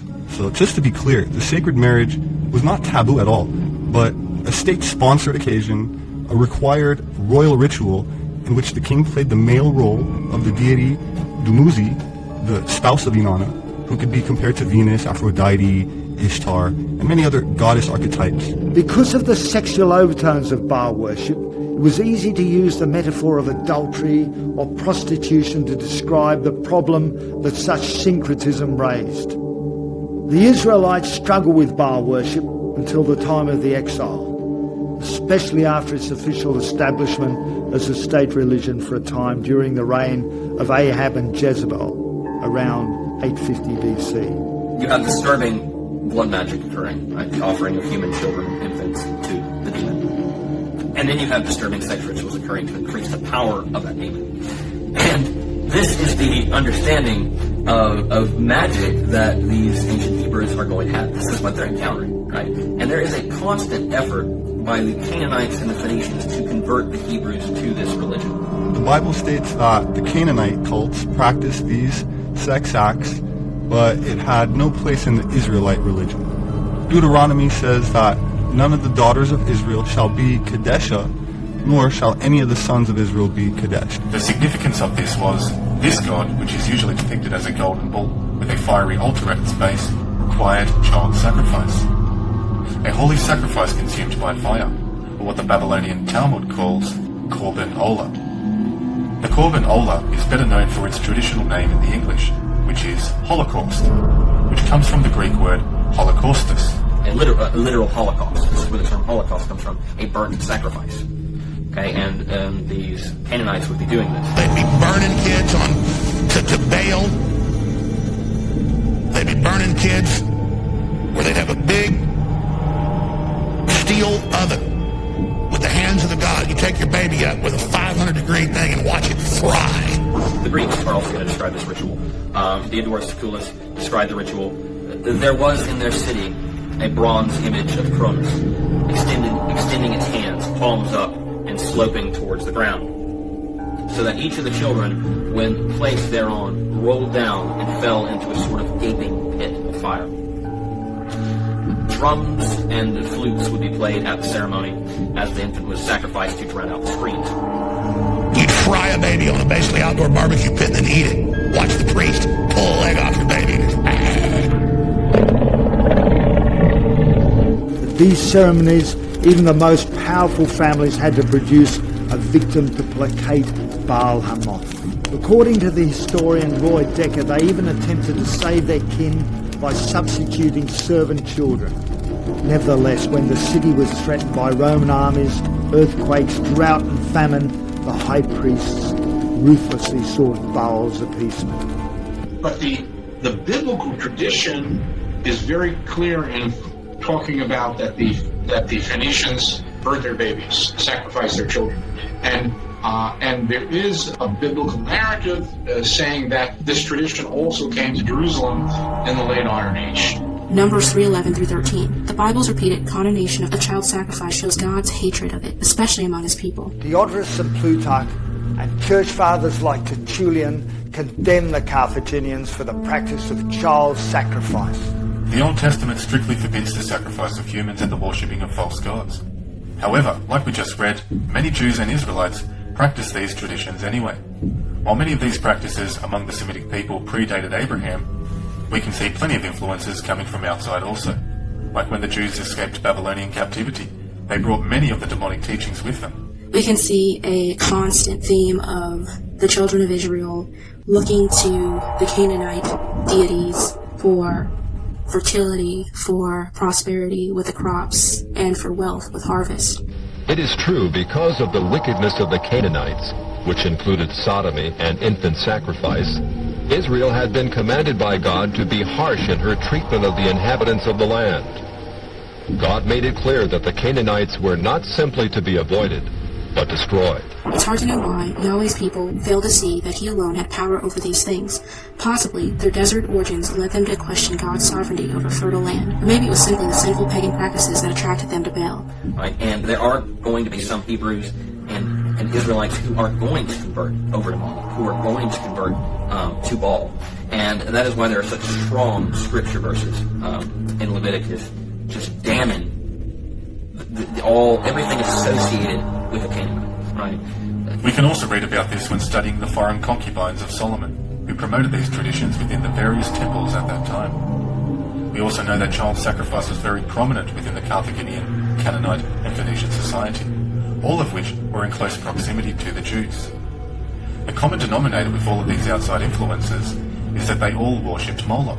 You say you're God's chosen people. Who exactly is your God? When they worshipped other gods, the Bible talks about them carrying the banner of the star of their god Remphan. At the end of Acts 6, Stephen is seized and brought before the council by the Jewish leaders. Beginning in verse 37, Stephen recounts of when the fathers refused the oracles given to Moses on Mount Sinai, and instead desired to set up their own gods. Did you bring me slain beasts and sacrifices during the 40 years in the wilderness, O house of Israel? You took up the tent of Moloch and the star of your god Remphan, the images that you made to worship, and I will send you into exile beyond Babylon.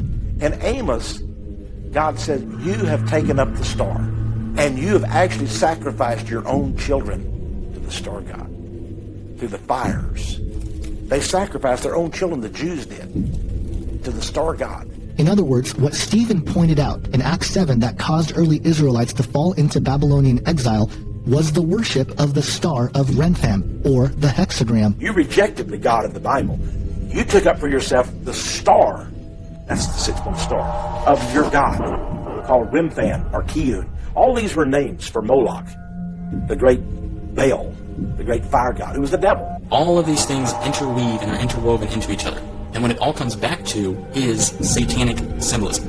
You have to remember, Satan wants to be God, desperately. And his fundamental mission is to basically trick people into worshiping him and or rejecting the Father, rejecting Jesus Christ. Now, the first thing that you have to realize when studying the occult and the New World Order and all these different agendas that are going on is that there are all kinds of different branches of occult study and occult teaching. The things which are happening today, the people who are in power in this country, all of this stuff can be traced back to the planet Saturn.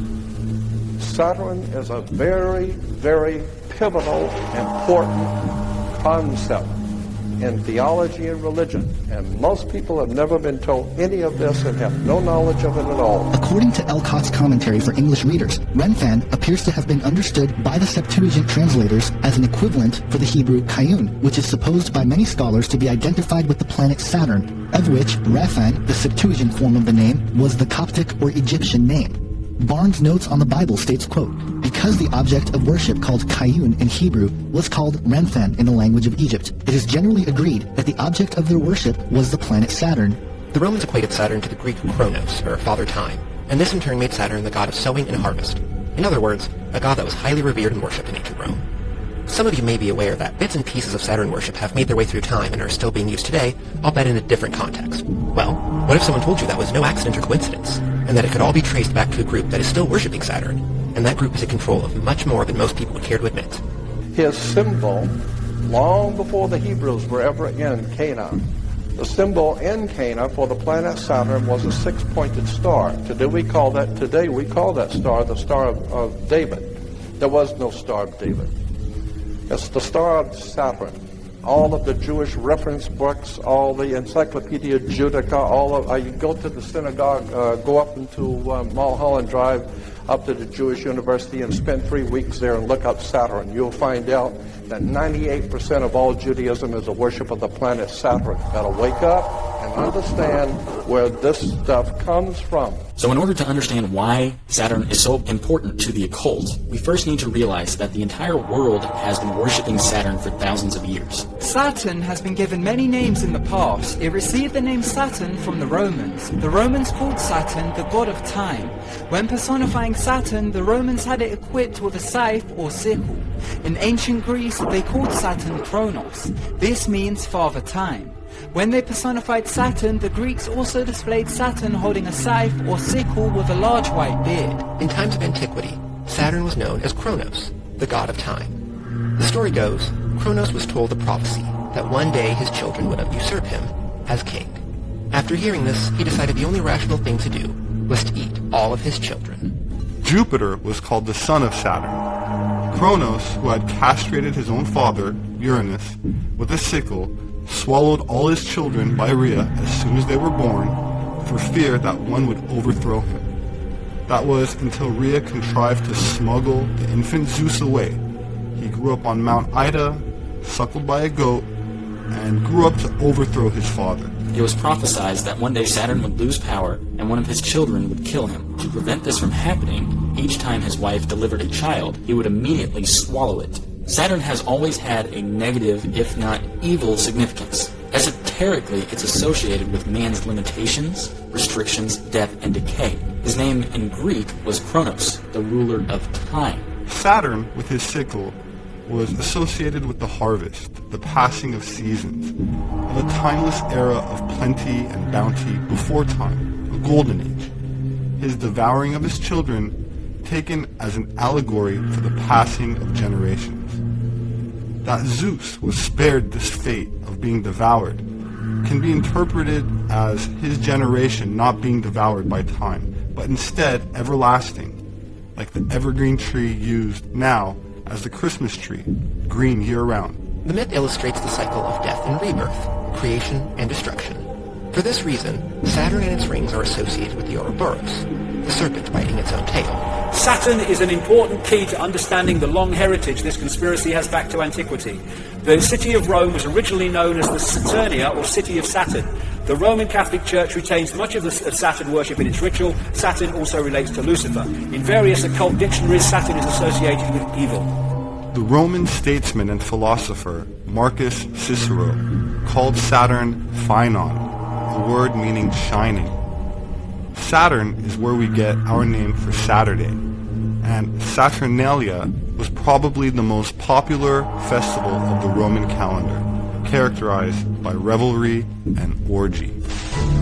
In the Northern Hemisphere during late December, the days are at their shortest lengths and the nights are at their longest. For those of the pagan world, this has always been the greatest time of the year to celebrate and practice the works of darkness. The pagan calendar identifies this period as the winter solstice. It was during the pre-Christian midwinter pagan celebrations of Scandinavia's Norsemen where today's Christmas traditions began. As a means of honoring the pagan sex and fertility god Yule, a 12-day celebration during the month of December was inaugurated. A large single log considered to be a phallic idol was lit on fire and kept burning for 12 days. Animal or human sacrifices were offered in the fire on each of those days. Wild, delirious reveling accompanied the daily sacrifices as drunken participants defiantly strove to make contact with spirits. 1,000 miles away in pre-Christian Rome, celebrants were paying homage to their own gods during the winter solstice. Witchcraft traditions hold that a number of pagan gods were given birth during this period, including Dionysus, Attis, and Baal, chief male god of fertility and licentiousness. Again, we keep coming back to this. All these different areas of society are in the end focused on one thing. Satanism is Saturnism. Saturn, Kronos, Satan, Black Sun, Dark Lord, they're all the same thing. I think the darkness associated with the planet Saturn and the occult religions of the world has to do with some actual, in fact, influence that Saturn has on the human race that the Jewish people realize that we didn't realize. And they probably got the idea from other ancient cultures that also venerated the planet Saturn. And then, therefore, you look at religions and secret societies and Satanism, they're worshipping Saturn. Then you look astrologically, in other words, energetically. Banking is astrologically ruled by Saturn. Politics and institutions of state at all levels astrologically ruled by Saturn. Corporations astrologically ruled by Saturn. Law and court system astrologically ruled by Saturn. Science astrologically ruled by Saturn. Saturn worship, Satan worship.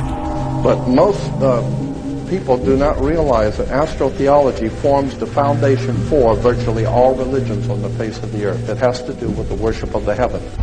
In early 2007, modern imaging technology revealed something else on Saturn that astounded scientists. The Voyager spacecraft showed a perfect geometric form over the North Pole. In October 2006, the Cassini craft found that it is still there. The North Pole, the northern pole of Saturn, is a permanent storm which takes the form of a hexagon. And this has been found by the Cassini spacecraft, and I think the Voyager one before that in the early 80s. And the hexagon also is an expression of the hexagram, or of the six-pointed star.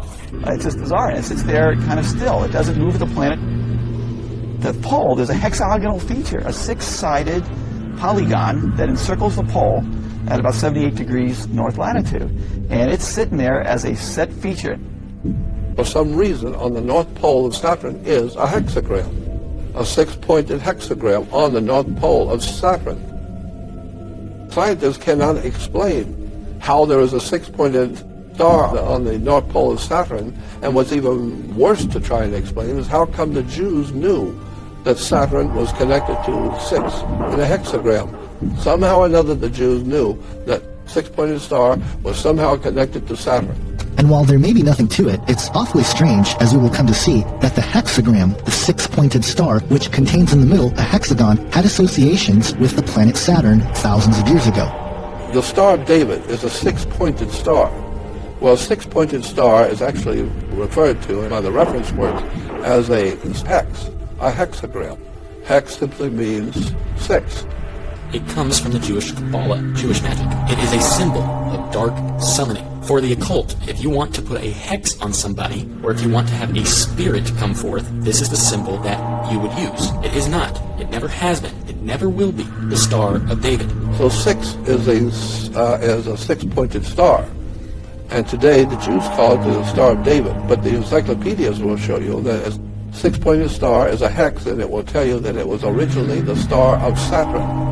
And as many have pointed out, there is an uncanny relationship with the 6-sided star, with the number of the beast, 666. There are 6 points on this star. There are also 6 triangles, and a 6-sided polygon, which results in 666. Saturn is the 6th planet from the Sun. It also has a 6-sided shape in its north pole. And the 6th day of the week is Saturn Day, the Sabbath, 666. 6 million Jews. 6 million Jews. 6 million Jews murdered during World War II. 6 million Jews killed during the Holocaust. 6 million Jewish men, women, and children. And to the 6 million who can't be watching this among the 1 billion watching this telecast tonight. So there's a lot of mysticism connected to the planet Saturn, the Jewish religion, the Catholic Church, and the Catholic religion. Even Islam today has a symbol of Saturn that is dominantly important to Islam. It was a black square or a black cube. The Kaaba, the focus of worship in Islam, Kaaba means cube. The Tefillin, the cube on the head in Judaism. And when people go to worship around the Kaaba, they're told to pray in concentric circles. Remind you of anything? Now, the occult are heavy on numerology, but what I want to focus on is actually the symbology of Saturn. Well, it just so happens that an ancient symbol of Saturn is the cube, especially the black cube. The cube, which is a 6-sided object that's related to the hexagram and the hexagon. It's like they all go together. Essentially, the black cube represents the worship of number 6. Much like Satan worship. To make things even creepier, we've got Saturn, which starts with SAT. It's the type of anagram for Satan. So the black cube is like coded language. It represents the number 6, like many other things, hiding in plain sight. But it could be that the black cube represents something else, like a prison. A prison for our minds, a prison for this solar system. We don't really know exactly the confines of this world, what's going on here, other than to say that we're trapped with these demons on this planet. In fact, we're at war with this darkness, this spiritual wickedness. And it's imprisoned this planet, if you will. Or this planet has become imprisoned. The matrix, if you will. This prison is the flesh that we are born into. It represents the sinful worldly dimension that we currently live in, that is manipulated and controlled to an extent by Satan. Realize, folks, these people are living and serving an entirely different reality than you. It does not matter if you don't believe this stuff. They do. And they will continue their plan to dominate the planet, keep it satanic, and remain in full control if we do not wake up. That's our responsibility. The real truth is that the people who are in power, who put this system together, have been in power for thousands of years. This has been going on from day one. There are those of us who really care about the truth and are trying to get to the bottom of this crap and figure it all out before we're wiped out by a satanic, saturnistic agenda. The press does not want to talk about what's going on. America is censored. America is under censorship. America is terrorized. Adam Weishaupt, a Jesuit-trained professor of canon law, defected from Christianity and embraced the Luciferian ideology while teaching at Ingolstadt University. In 1770, the money lenders who had recently organized the House of Rothschild retained him to revise and modernize the age-old protocols designed to give the synagogue of Satan ultimate world domination so they can impose the Luciferian ideology upon what remains of the human race after the final social cataclysm, or use of satanic despotism. The plan required the destruction of all existing governments and religions. This objective was to be reached by dividing the masses, whom he termed goyim, meaning the human cattle, into opposing camps in ever-increasing numbers on political, racial, social, economic, and other issues. The opposing sides were then to be armed, and an incident provided which would cause them to fight and weaken themselves as they destroyed national governments and religious institutions. In 1776, Weishaupt organized the Illuminati to put the plot into execution. The word Illuminati is derived from Lucifer and means holders of the light. Using the lie that his objective was to bring about a one-world government, to enable men with proven mental ability to govern the world, he recruited about 2,000 followers. These included the most intelligent men in the field of arts and letters, education, the sciences, finance, and industry. He then established lodges of the Grand Orient to be their secret headquarters. Weishaupt's revised plan required his Illuminati to do the following things to help them accomplish their purpose. 1. Use monetary and sex bribery to obtain control of people already occupying positions in high places in the various levels of all governments and other fields of human endeavor. Once an influential person had fallen for the lies, deceits, and temptations of the Illuminati, they were to be held in bondage by application of political and other forms of blackmail and threats of financial ruin, public exposure, and physical harm, and even death to themselves and their loved ones. The ultimate world government is the goal. Our struggle of good and evil is as old as the tales we tell. Knowing the motivation of this evil helps us understand the direction of our timeline. The signs and logos are everywhere for those willing to see. A great deception is upon us, and understanding these signs could be the difference between awaiting the arrival of Moshiach or the Antichrist. This is the Illuminati/Satanic movement in this country today. Americans, for the most part, are oblivious to what's really going on behind the scenes. When I retired, I had no idea what was going on. I had no idea about the Illuminati. I had no idea about Adam Weishaupt. My life's never been the same since. This is all New World Order stuff. This is all Illuminati. There's those people who think there is no conspiracy. So there is a conspiracy. I'm a conspiracy realist. I'm not a conspiracy theorist. I'm a conspiracy realist. We all have to do everything we can within our power, within our means, based on our training and experience, to do something about what's going on in the world today. Yeah, because of the Jews! Whoa! No! Off, Teddy! Get off! Go. Sorry. Here is the bottom line. This is not an indictment against the Jewish people. Rather, it is a call for repentance and to accept Jesus Christ as their Lord and Savior. So in 1 John 2:22, when it says, "Who is a liar but he that denied that Jesus is the Christ," what it's saying is, who is a liar but he that denied that Jesus is the Messiah. So, what group of people believes that there is a Messiah but does not believe that Jesus was that Messiah? Again, those are the Jews. What does a Jewish Messiah look like? A very powerful king that will establish peace and goodwill on earth. You have to be able to establish peace. World peace. World peace. He says when the real Messiah makes his appearance in such a dramatic fashion that it can't be denied, then everybody will acknowledge that he's the real Messiah. And that worldwide, even the non-Jews, because they're all looking forward to the Messiah. So when the Messiah comes, you're saying the whole world's going to believe on him? Yeah.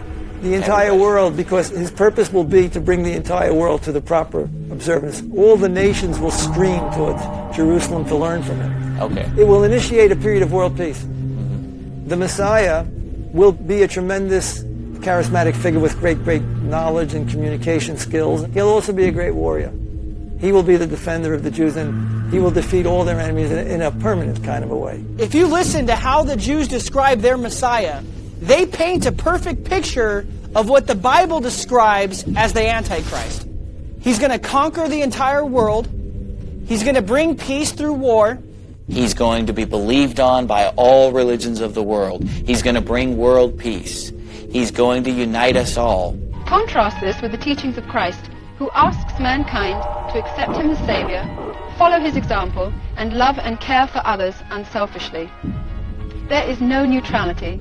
We either have to choose to apply biblical concepts to our lives, or by silence and non-commitment, we make a stand against them. This also shouldn't be of any surprise to Christians, because the Bible is so clear on the fact that Jews are the synagogue of Satan. In 1 John chapter 2, verse 23, we read the following, quote, "Whosoever denieth the Son, the same hath not the Father, but he that acknowledgeth the Son hath the Father also." Unquote. So from reading this verse, straight away it should immediately tell us that Jews who reject Christ do not have the same God that Christians do. If you want something more specific, let's consider the words of Jesus Christ, who was rebuking the Jews in his time. When the Jews said they are of Abraham in John chapter 8, Jesus rebuked them and said, quote, "If ye were of Abraham's children, ye would do the works of Abraham." Unquote. In verse 44 of chapter 8, Jesus flat out tells them the following, quote, "Ye are of your father the devil, and the lust of your father ye will do. He was a murderer from the beginning, and abode not in the truth, because there is no truth in him." One of the strangest and most depressing aspects of Jewish history is anti-Semitism. If you think about it, arguably no people for its size has contributed more to the world than the Jewish people. Yet no people has been hated longer, more deeply, more irrationally and universally than the Jewish people. And it's no surprise that the greatest propaganda machine in history has spread the oldest conspiracy theory in history, the lie that Jews are somehow dangerous. Throughout history, Christians have not looked at the Jews as God's chosen people. They looked to them as a people that rejected Christ and were therefore rejected by God. For example, the last book written by Martin Luther before he died was called The Jews and Their Lies. Reverend Dr. Martin Luther, founder of the Lutheran Church, briefly describes his thoughts on this matter in his thesis, The Jews and Their Lies. He says the following, quote, "In history, therefore, they are often accused of poisoning wells, stealing children, and mutilating them, as in Trent, Weisenussi, etc. Of course they deny this. Be it so or not, however, I know completely well the full. Ready will is not lacking with them, if they could only transform it into deeds in secret or openly. Know this for a certainty and act accordingly." Unquote. Anti-Semitism has never gone away. It just has, and I can see if you're an anti-Semite, you're going, the evil of the Jews is the closest I come to believing in magic, because they just never stop being evil. Like, I just don't understand how this never goes away. It never goes away. It's so fucking weird. Like, no matter where Jews have lived, no matter how assimilated they've been, it follows the Jews. And, I mean, I know that, I'm sure at least one of your listeners is like, no, the Jews follow it. But it's like, it's crazy. It just won't go away. It's a virus that won't ever die down. It's like a virus in the church. Jews have been thrown out of 359 different countries, nations, or states. That tells you something. Is the whole world anti-Semitic? Is the whole world anti-Jewish? Or are these people organising in different countries all over the world in a way that is not conducive to the well-being of the indigenous people of those nations? I'll let the audience make up their minds themselves. 109 countries. 109 countries. What does it mean? Well, Jews have been kicked out of 109 countries. Well, first, the number 109 is a debatable number. Jews have been kicked out of many cities and out of different countries, but the 109 number is debatable. Now it's become an internet meme, so everyone just assumes it's true. Jews have been accused of kidnapping Christian babies to use their blood to bake matzah, of poisoning wells, of being in league with the devil, of controlling the world's economy, the U.S. government. But if we look at all of these accusations through the lens of fact and history, we see that all of them are clearly just excuses. People may believe them, but none of them have anything to do with reality. A popular speculation throughout human history is the charge that Jews are engaged in ritualistic murder. This accusation was especially common in the medieval era. where it was alleged Jews engaged in human sacrifice and the drinking of blood, especially that of children. However, most Jews today will completely deny this and accuse you of anti-Semitism. They have even created a phrase for this type of accusation. They call it blood libel. One of the most enduring anti-Semitic myths, that Jews used the blood of murdered Christians for ritualistic purposes, first surfaced in 12th century medieval Europe, but the lies tragically persist around the world to this day. Blood libel, which refers to false allegations from the Middle Ages that Jews murdered Christian children to use their blood in religious ceremonies. There were around 150 instances across multiple centuries and countries of young boys near Easter turning up dead from being crucified and exsanguinated. Clearly religiously motivated, clearly ritualistic, and the evidence always pointed back towards groups of rabbis. The expert solution is that Christians murdered their own children just to blame the Jews. And this type of blood libel with the internet today, they become points of reference for the future. They're eternally in cyberspace and can be forever regurgitated. Jews have paid a terrible price. They were accused falsely.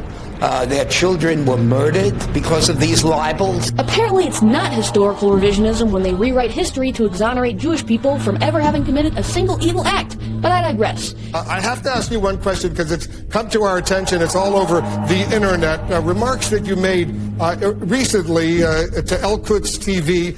You said, "We all remember how the Jews used to slaughter Christians in order to mix their blood with their holy matzahs. This is not a figment of the imagination or something taken from a film. It is a fact acknowledged by their own books and historical evidence." You believe that Jews would kill Christians to mix their blood to bake the holy matzahs on Passover? Is that your belief, Mr. Hamdan? Well, Wolf, let me answer that freely. Don't cut me, because it's very, very, very important to be clarified. First... Oh, no. Obviously, we just lost the satellite feed. That sucks.